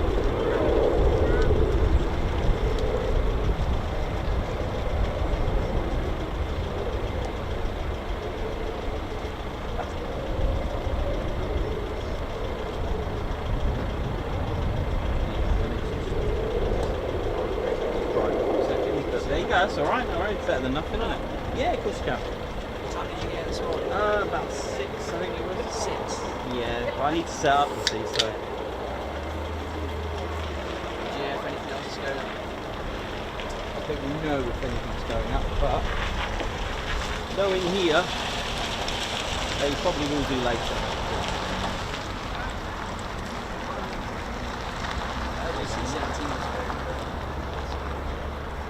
Yeah, actually, it's a good point. I forgot about that because they were changing the cables over, so you might try from that. So about 11 o'clock Zoom at the time. Really? Very nice to stay for that, isn't it? Thank you very much. You're welcome. Yeah, I might stay for that if that's what you heard. Alright. It's a bit of afternoon.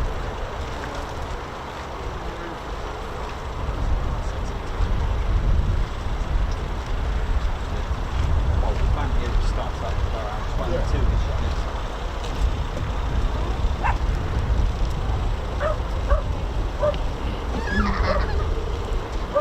How we doing, ladies? Gents, Teddy Bears. Hope we're all good.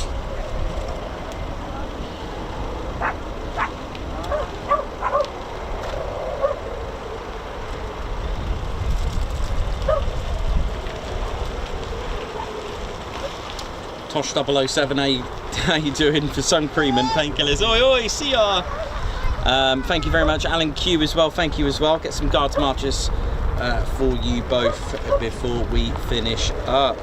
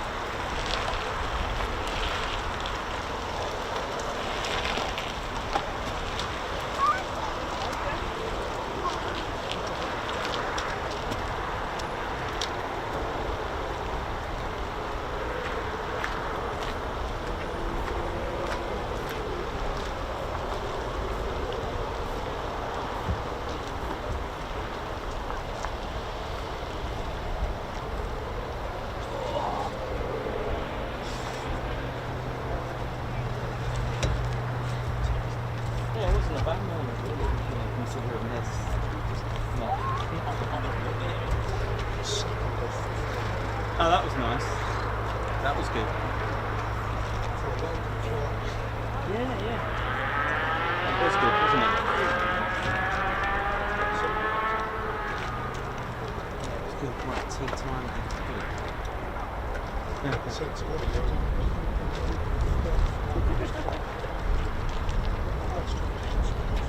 Yeah.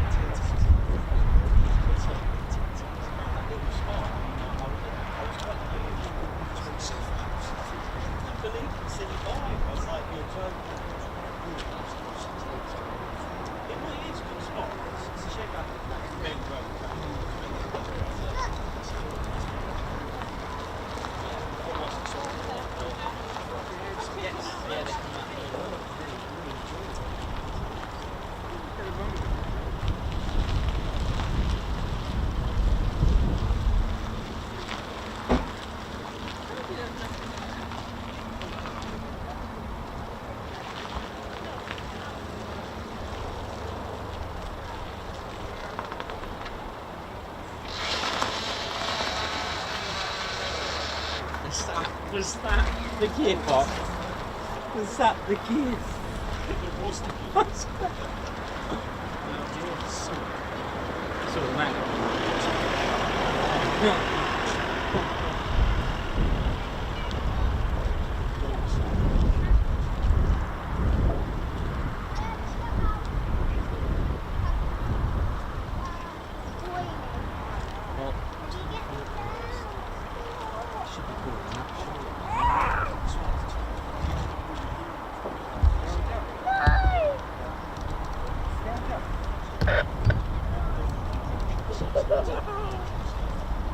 Well, they have been doing something to the cables up there, so that would make sense.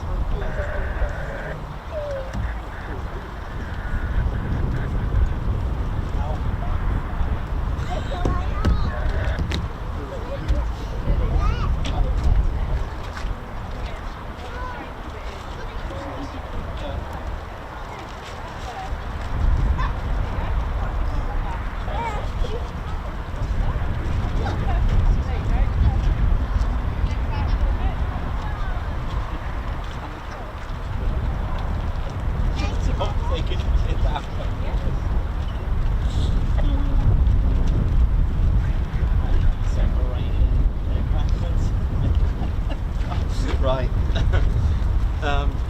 Right, let's have a look. We should. Do you remember the call sign for that one? Is it? It's ground. That's good. That's our end ground. Start approved. Must be. We said our past, didn't we? Yeah.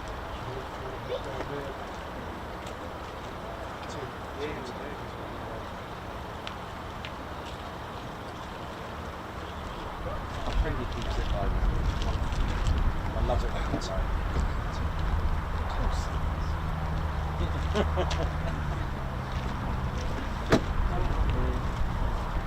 Well, once that's gone on, I don't know if you're back. Do you think you'll be back?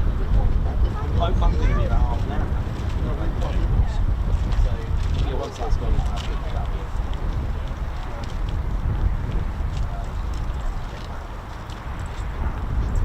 I'll do like a little check. Because I don't want to go all that way. So like, You've got a charger. yeah. But yeah, good to see. I'm sure I'm going to see because it's going to take me a little while to get it anyway. So.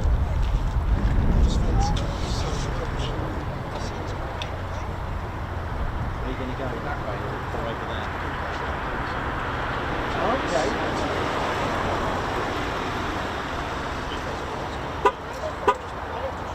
Is it?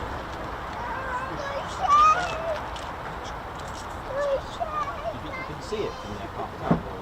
Yeah, see that fence, the first one, the one next to it. Yeah, the one that came through. He's going to go to where that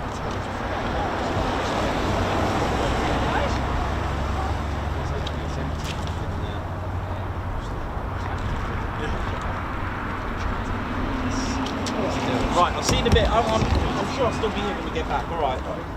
See you in a bit, mate.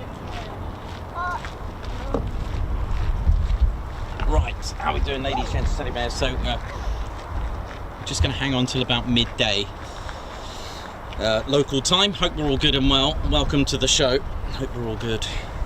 And hopefully we'll catch just one more departure before we finish up for today.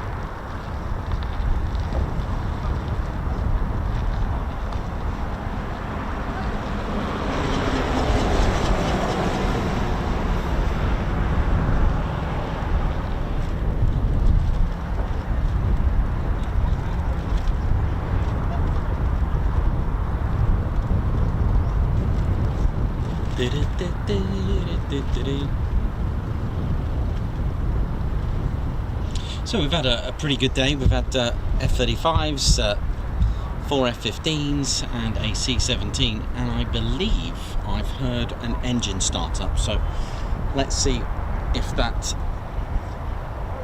turns out into a departure just before we finish up. So stay tuned, and if you haven't done so already, don't forget to hit the like button and do subscribe to your one and only Ted Coningsby channel. How are we doing? I'm looking forward to going to Eastbourne. It's always good.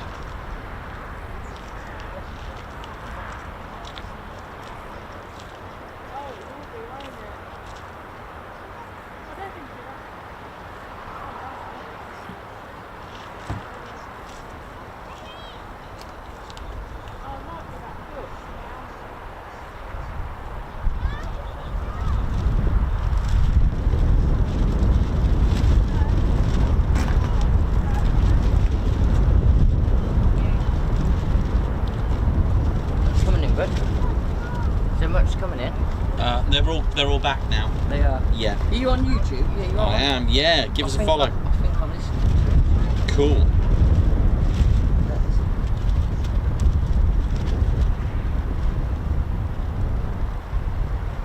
Or you in someone else's? That is you, Ted. That's me. Yeah, There's no. only one Ted. Yeah, I subscribed to you this morning again on my new account. Cool. Literally, we saw you were here. Obviously, we're up from Peterborough. Are you local? An hour away. Yeah.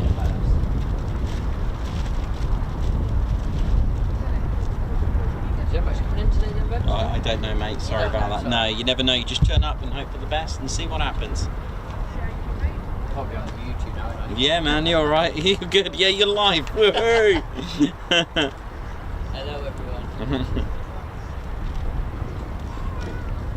Right, how we doing, Yeah, ladies, Element gents, and Road teddy now. bears? Hope we're all Element good and Road. well.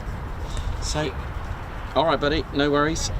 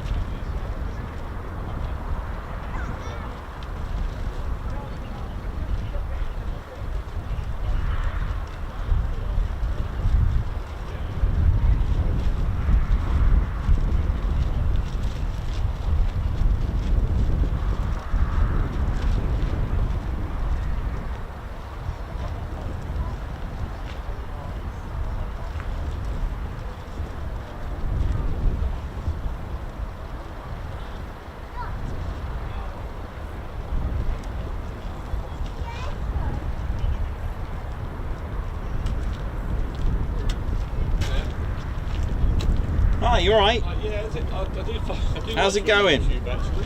You okay? Yeah, has it all finished now? Is it? I don't know. I don't know. Right. Sorry. Okay. Are you just- from Coningsby? No, I'm not far from there, but Oh, right, okay. yeah. Yeah. I had a friend who was a tornado pilot there. Oh, right. And he was quite funny, actually, because in the days off, he used to park in Donington. Although he's a pilot, he still watches the Oh, yeah. There's a few pilots that are enthusiasts and just watch. Not the race range personally, but yeah. Well, if you think about it in another way, they would have watched them as a kid and they wanted to become a pilot themselves. So,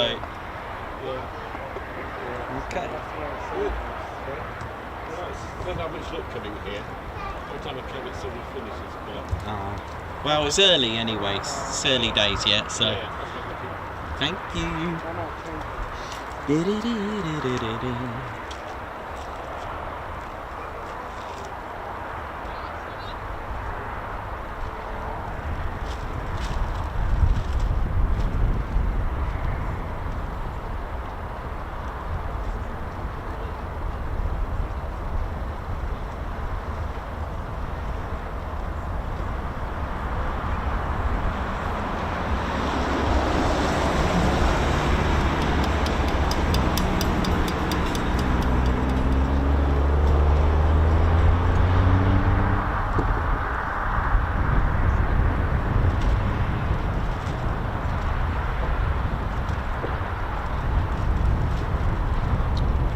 How we doing, ladies, gents and teddy bears? It is 10:38 GMT and we're going to stay till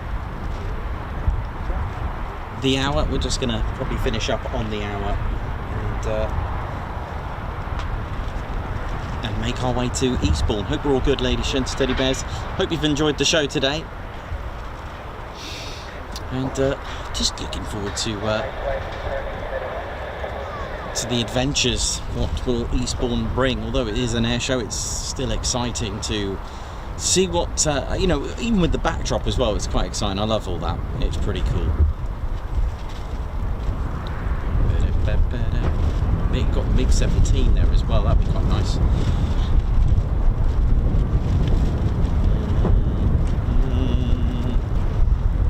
But, thanks for tuning in and staying with us.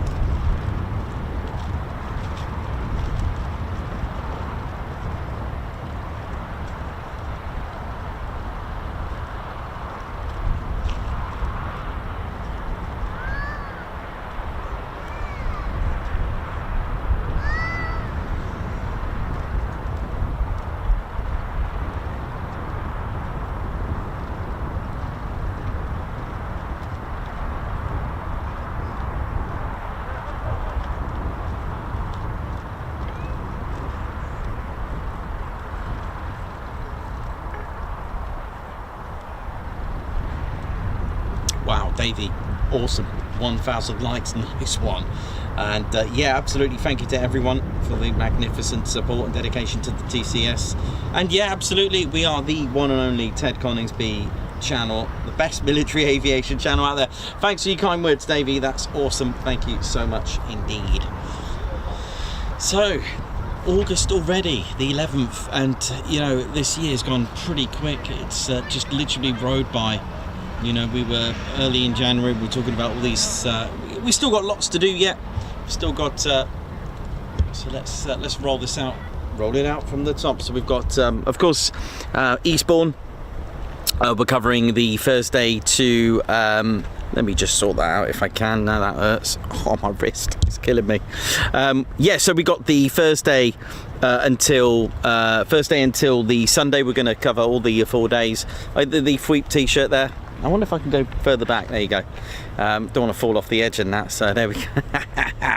But yes, we got Eastbourne, so we got that. When we come back, let's have a look what we got. Okay, I think that's about it for August at the moment. So just Eastbourne as a main sort of event, and our regular stuff. And then the first week of September, towards the end, although it would be a regular week, towards the end we are going to be heading off to Lossiemouth. So that weekend we're going to be heading off to Lossiemouth, and we'll start the second week of September at Lossiemouth, so we're going to cover a couple of days there, and then on our way back we will be hitting the Lake District like we normally do, weather permitting. Not 100% sure of a stream because I do want to go to Ted's Crag as well, and I do want to go back to Dunmore Race. Now I've never tried this system at Dunmore Race. If it works, it works. If it doesn't, we'll just film it, right? So there are some reasons behind us switching to the north of the lakes rather than going down to Windermere. There's quite a few reasons for that. Well, if you want to know, from Lossiemouth next day and then climbing up at Gummers How, and especially with that, I don't think so. Even though Dunmore Race is a bit of a climb, but the thing is with Dunmore Race is the fact that park up and go as high as you want, really. And that's about it. Simple. Plenty of parking, jobs are good. So there is that. So we've got, so that's September. Just trying to think if there's anything else that I've missed.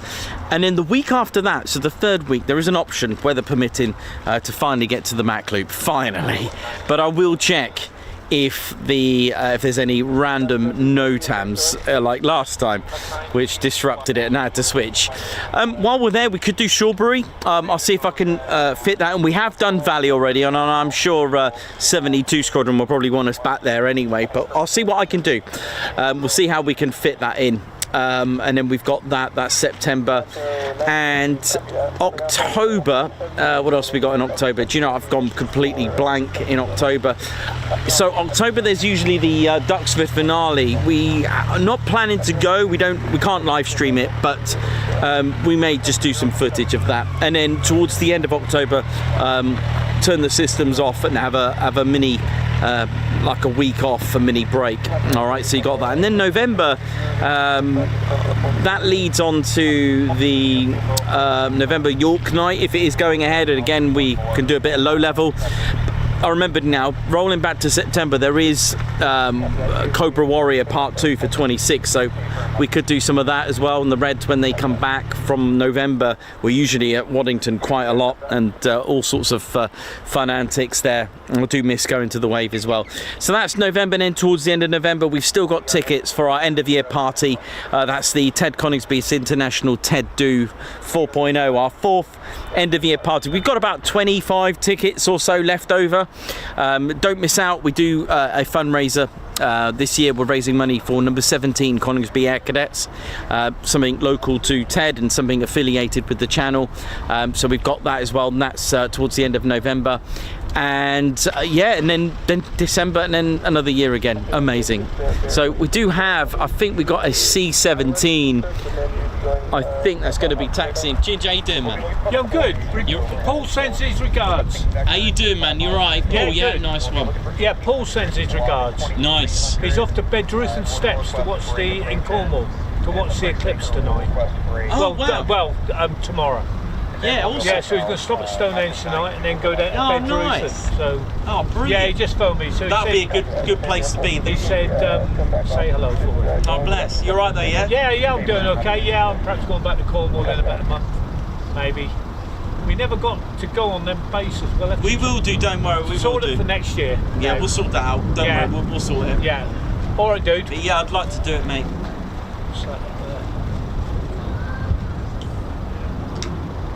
Oh, there's Kate. No, there's one behind you there as well. Oh, is there? That looks like a Pegasus. Right, past that wispy cloud, look. Can you see it? Oh, yeah.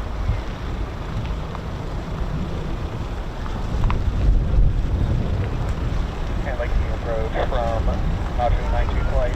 Rick Stickers requesting the IFR clearance. So you've got C-17 going up now. Yeah, I did see. Oh, you here when it comes out?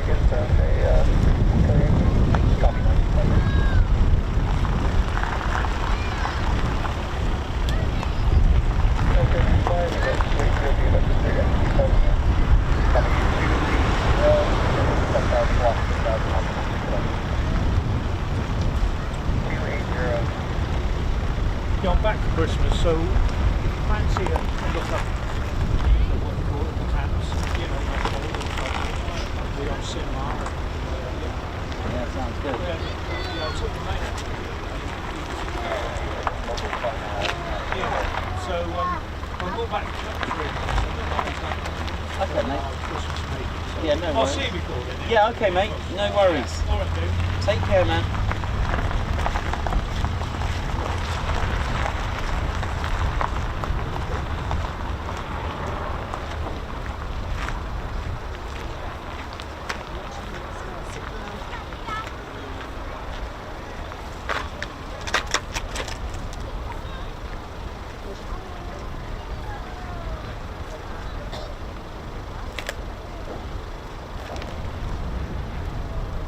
And left out there, pick a 12 box, Fighter 335.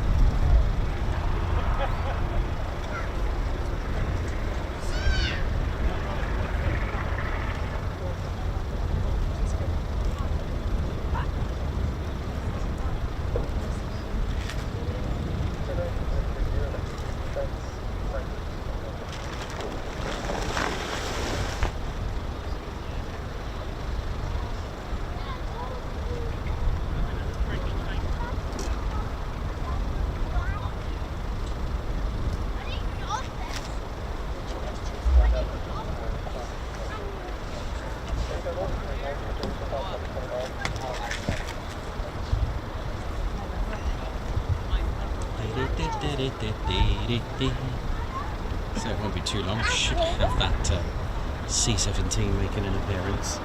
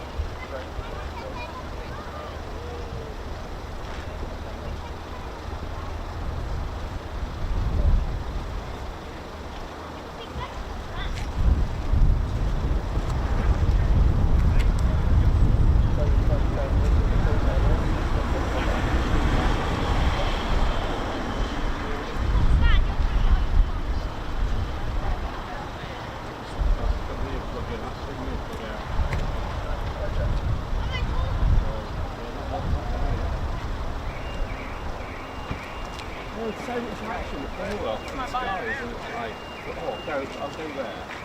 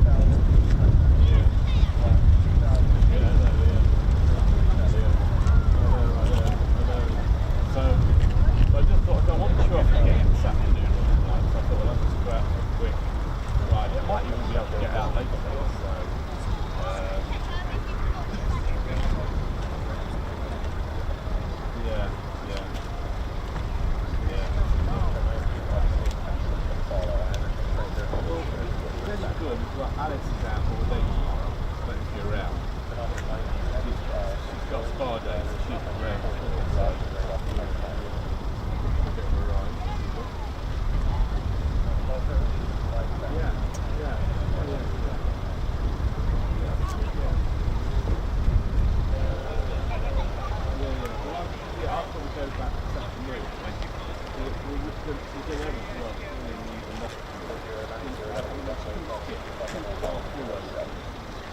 if we keep that up, and we just want to get it back to a nice room again, full of stories. I just want to get it back where, when the boys are just there, fucking away. Yeah. No, well, it's just happened because all the boys stuff, putting the side covers and it's too much. I believe there should be a takeoff at some point. There with the girls things now. I'm still waiting for it. Back, to be honest. Talking how it feels like cold actually.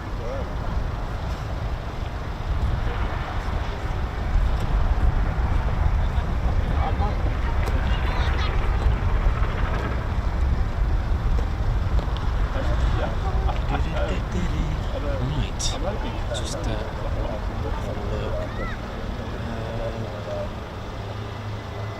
Yeah, college.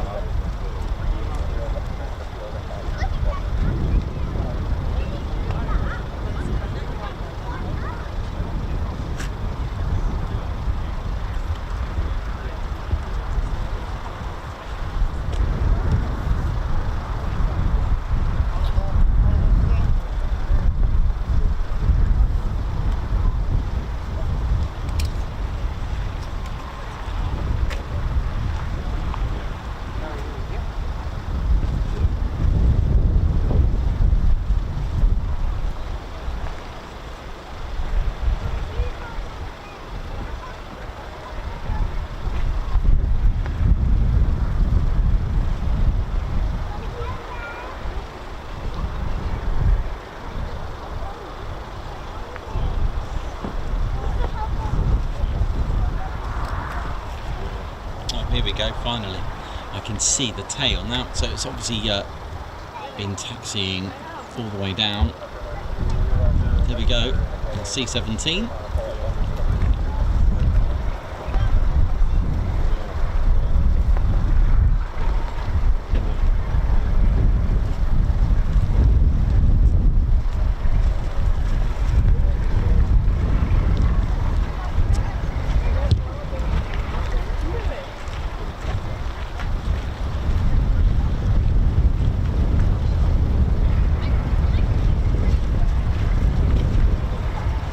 This is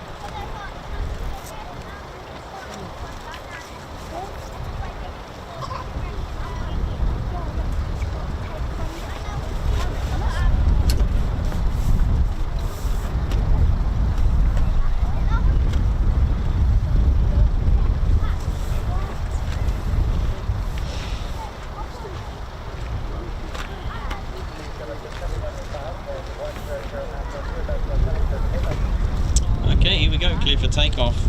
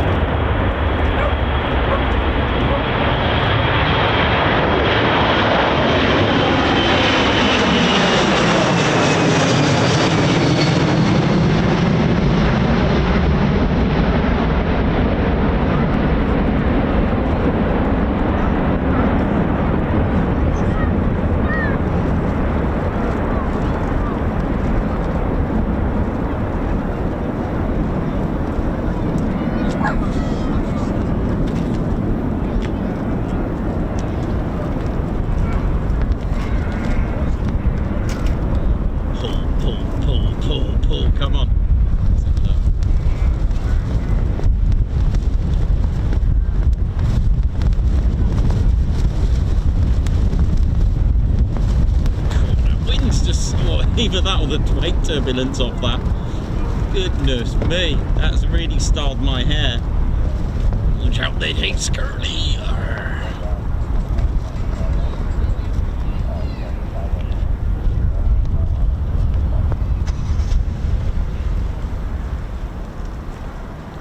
Well, that shook the caterpillars off those leaves. Goodness me.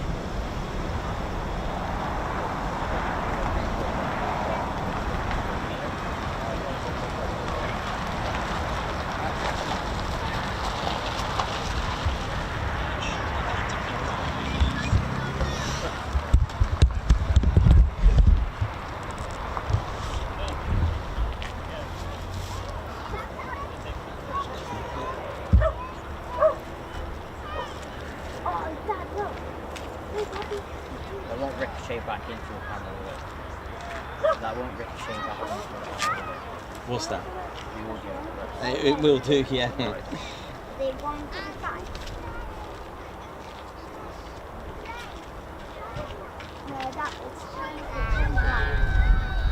Alright, ladies, gents and teddy bears, we are pretty much done and we're about to pack up and head for Eastbourne. Right, just before we finish up. Oh, hello. What's this as well?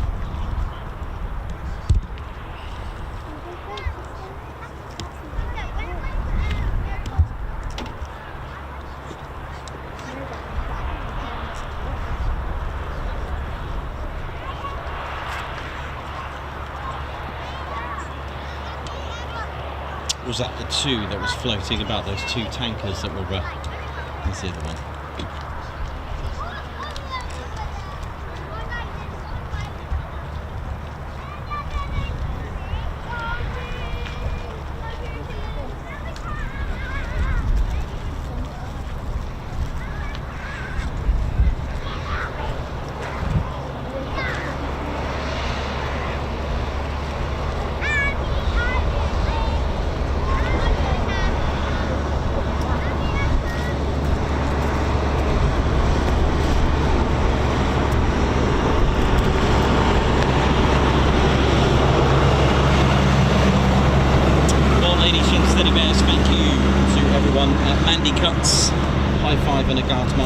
gifted a 10 Coningsby membership. Radio 478, thanks for the gold coin. Alan Q, thanks a lot for the super. Paul Watts, who's part of our Fighter Squadron, member for 7 months. Time flies. Thank you so much. And also being a member of the Fighter Squadron. Tosh 007, thank you for the super chat as well. High five for that one. Guards March, thank you so much. Right, that is a kebab wrap, I think, Ted. I think we're done for the day, aren't we? We are good to go. Right, ladies, gents, teddy bears. Actually, just before I go, what are they down there? Hang on. Hang on. Hang on a minute. There are 3 F-15s down the end, so we're going to have to stay now. Hey! Okay, so we've got 3 F-15s down there that sneakily just decided to just make us stay for a little bit longer. So for those, you know when you watch a movie at the cinema and some people wait for the end credits, this is that moment of the end credits. Ted's already just put his flag away, haven't you? So I guess we're staying here for a little bit longer. Okay, no worries.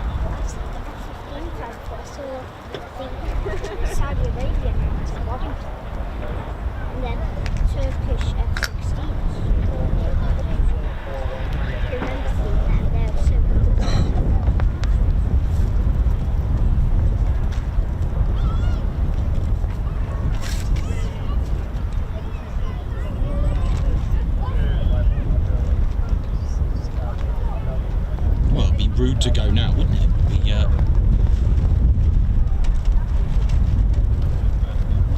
I've given myself plenty of time, lots of time to plan and pack all the items that we need. And yeah, so I mean, there'll be a little bit of a delay because of the cable, as we see in the back system, the back 12 system, will need a reconfig, as we can see there now. Not many people have witnessed this before. We get to see that at Coningsby when they change runways, but for heavies they reconfigure it.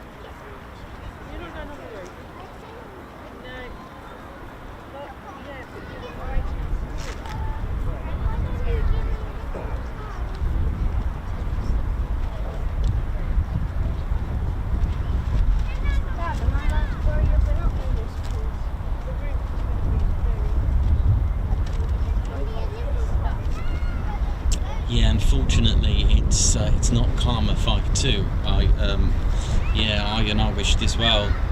Unfortunately, it's none of them are. But you never know. There might be a little buddy coming along in a moment. You never know.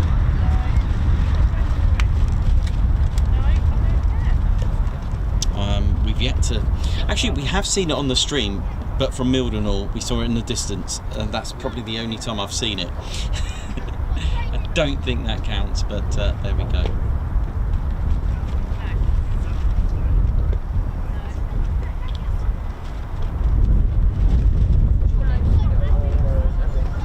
Me, I'm Nikos.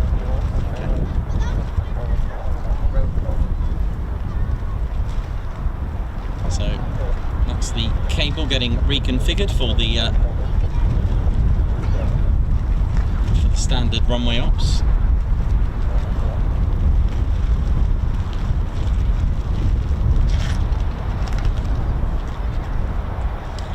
And once that's complete, the runway ops will be resumed. It's all done for safety. This is the back 12 system. There is actually 2 cables for 2.3 and 2 cables for 0.5.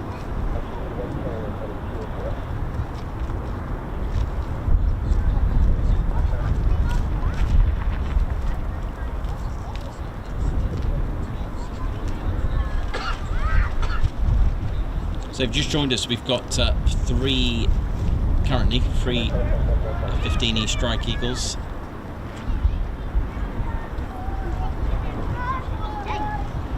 And I can, sadly one of them, none of them are the Karma 5.2 livery, unfortunately.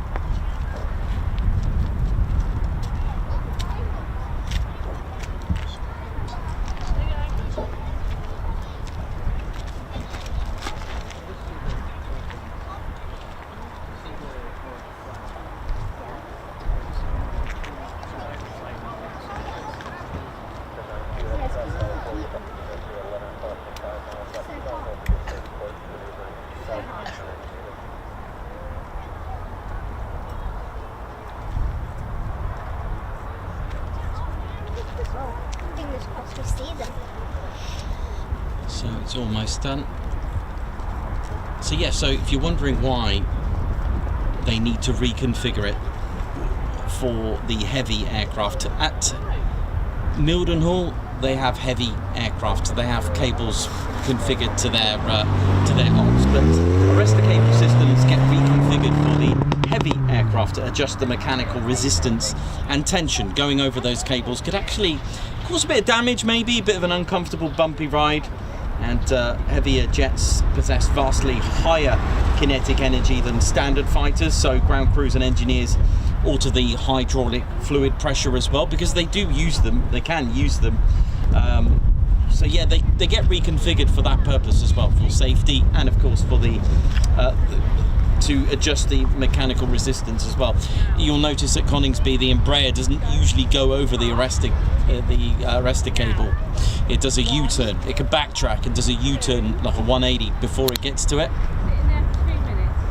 So it can actually just cause a bit of a bumpy, uncomfortable ride, and potentially it's like going over a speed bump in your vehicle fast.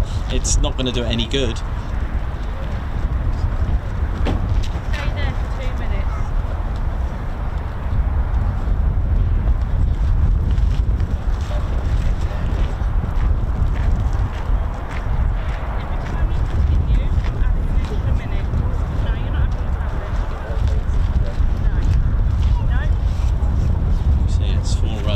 Literally to save a bit of comfort save on the right there. There we go. That's the reasons behind it, because the C-17 doesn't actually have an Arrestor hook or anything, but it's there. The barrier Arrestor kit does need to be reconfigured and lowered or dismantled, so that in case of an emergency it overrides. It's not going to cause any issues.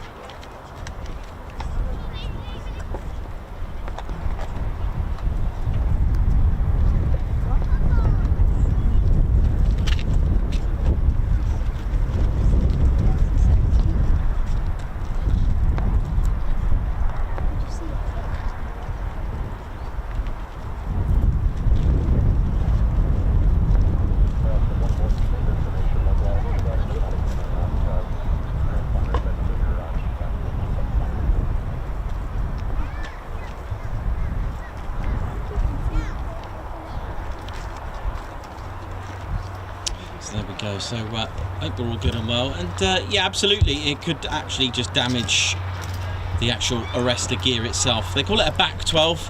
That's the type, number 12. There's back 13, 14. They're different styles. This one's back 12. Back BAK stands for Barrier Arrestor Kit.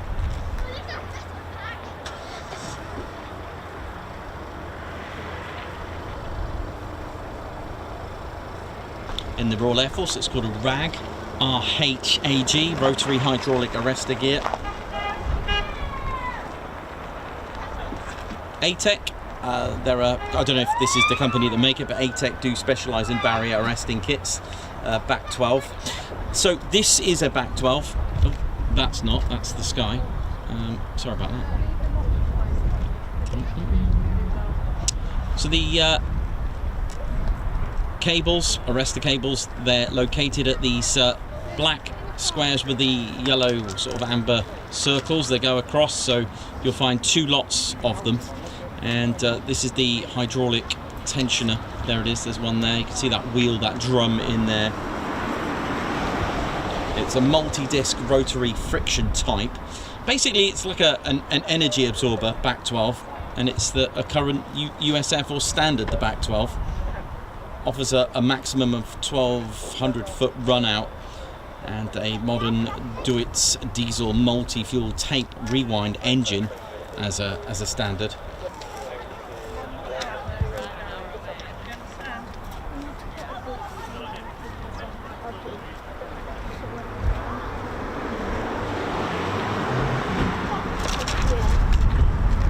I think the back 13. I'm trying to think. I can't remember which back it is, but there is another, the back, which one is it? I think the back 13 is the netting that you can see at, we've seen that at Leeming, I've seen that at, RAF Valley, that type of netting, the net barrier arresting system.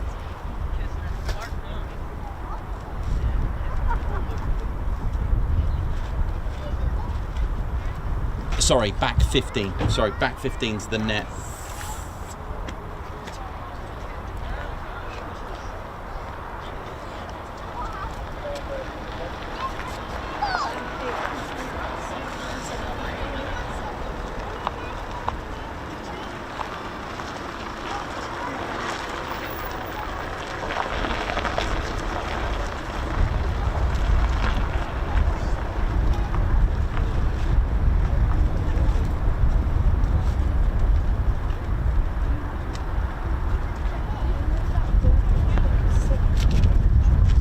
There's also a back 14 and a back 13. If I remember, one of them has got the actual cable running on like a groove. It goes underground and then just lifts up, so you don't actually tread over it. That's quite a good system, isn't it? If that makes sense. You can see the Arrestor, the cable going across the runway. I think one of them is actually set in so that you can actually just literally taxi over it and run over it, and you won't actually go over the cable. It's set inside it. It's an underground sort of thing, and then lifts up when needed. But I can't remember which one that is, whether that's a 14 or a full 13 or a 14. But the back 14U is a hydraulic. It's a retractable cable system, and I think that could be it.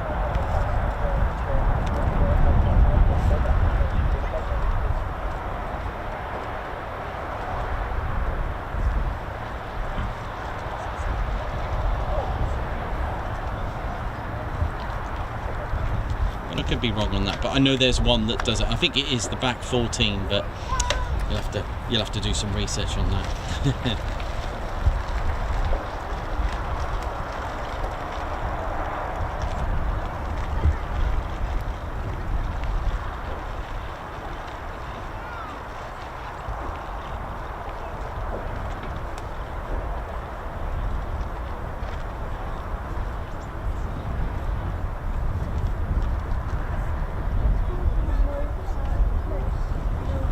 Yeah, so the back 14, there you go, I'll put that in for you. I'll try and type this up quickly.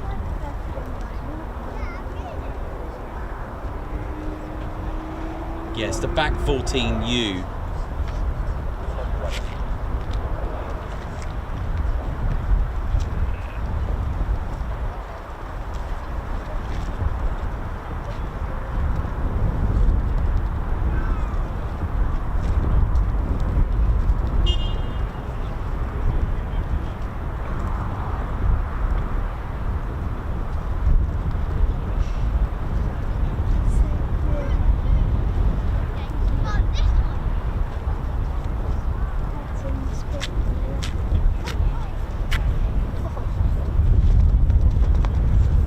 Here we go.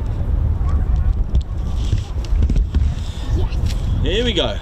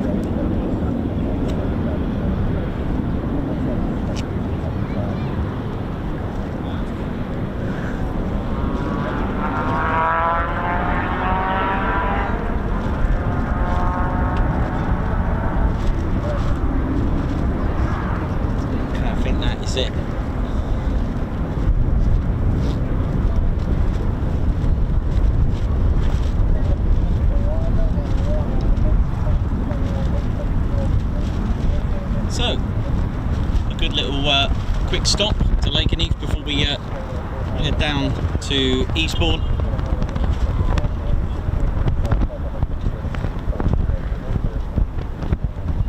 Ali Leyland, thank you very much. A high five and a guards much. Thanks a lot, Ali, for that. Sorry not been on stream much lately, been tough lately, but just popping in to still show my support. Bless your heart, Ali. Regards to Lee, hope you're both well and stay in the green. Thank you so much. I hope you're all good, darling. Thank you. And Paul M. Hennings, thanks very much. Sent jamming. Oh yeah. Guards march, thank you very much, Paul. Right, I think that is us done then, Teddy. Right. So, ladies, gents and teddy bears, Ted and myself and Claire Bear are going to be making our prep now for Eastbourne and the wonderful Airborne. So looking forward to that. So hopefully you can all join us. Do enjoy the, for those that are able to, do enjoy the solar eclipse tomorrow. That'd be quite good. I know you have to be more southwest, but we'll still see something from Eastbourne. And do be mindful out there. Don't be staring at it. We've got a special filter for the camera, and I'm gonna actually try and film it with this like a special ND filter that I've got for it. I'll see if I can film it, but not using this, because the last thing I want to do is to melt the camera that I'm going to use for the air show. So we're just going to use the old Ted cam. No? The flipping car. All right then, we'll do that. We'll do that then, Ted. All right, we'll do that. So we're gonna try and film it. All right, using Ted's old Ted cam, but I think he's a little bit worried and a bit concerned. Don't worry, Ted, you'll be fine, mate. But yeah, do join us for Eastbourne. Looking forward to it. We're there for the literally Wednesday till Thursday. The air show starts on the Thursday, but I like to get there and set up on the Wednesday and make sure that everything is all good and well, and just some system checks and all that kind of stuff, and make sure it's all good. So. We are going to be at the View where we are. It's not available to the public unless you're actually staying at the View Hotel, which I will be. I'll give you all the heads up and give you all the details a little bit later on, and give you all the info that you need. But the streams are ready. Apart from Sunday, I haven't done that one yet. I thought, one step at a time, don't do them all yet. But yeah, hopefully the weather's all right, and hopefully you can all join us. So 48 Fighter Wing, and thank you to Carter. Thank you very much. Thanks to the 48 Fighter Wing. Hope you're all good, and hope to see you at Eastbourne, everyone. So make sure you join us. So my name's Nikos. I've been your cameraman, historian and commentator. It's been an absolute pleasure. A big thank you to all of you that have tuned in today and supported the channel. So for the last time for today, and in this county for this week, it is see you soon. Wish you well. See ya. Right, Ted, hit the button, mate. What is that another aircraft down there? Are you kidding me? Nah, just kidding. It's a car.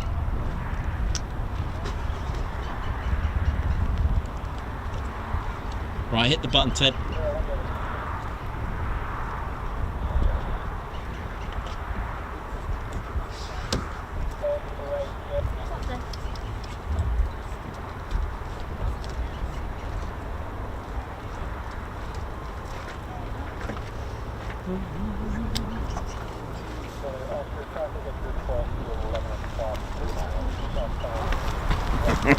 Oh yeah, ladies, sheds and teddy bears, welcome to the Ted Coningsby channel membership. I'm Nikos, I'm your cameraman and commentator. This is our squadron leader, Ted Coningsby. Just want to say a massive thank you to all our members. Guns up, and oh yeah. Take it away, Ted. Ladies, sheds and teddy bears, we want to say a massive thank you to all of our subscribers for getting us to where we are today. We have gone all over the country, from as far as Lossiemouth to Bryce Norton, and military areas such as air weapons ranges, low flying areas, heritage centres and special flights for TED 2. We cannot do this without your support, and your support will be rewarded. You can now join the Ted Coningsby Squadron and help fund the channel to get us around the country and provide us with the funds for equipment to bring you better content too. We have 3 levels of membership to suit everyone. With your membership, you'll get access to members only videos, photos, posts, unlock special Ted Coningsby YouTube emojis and loyalty badges, as well as being able to access our exclusive members-only Discord server. All membership levels reward you with discounts to our online store. Our top level Fighter Squadron was inspired by many of our fans who supported the channel massively. This is more of a personal experience with me and Ted, giving you exclusive live streams and content from behind the scenes photos, special info and updates, as well as a free Ted Coningsby Fighter Squadron patch for joining. Whichever membership level suits you, we want to say a massive thank you for choosing to join the Ted Coningsby Squadron. Ah, yeah.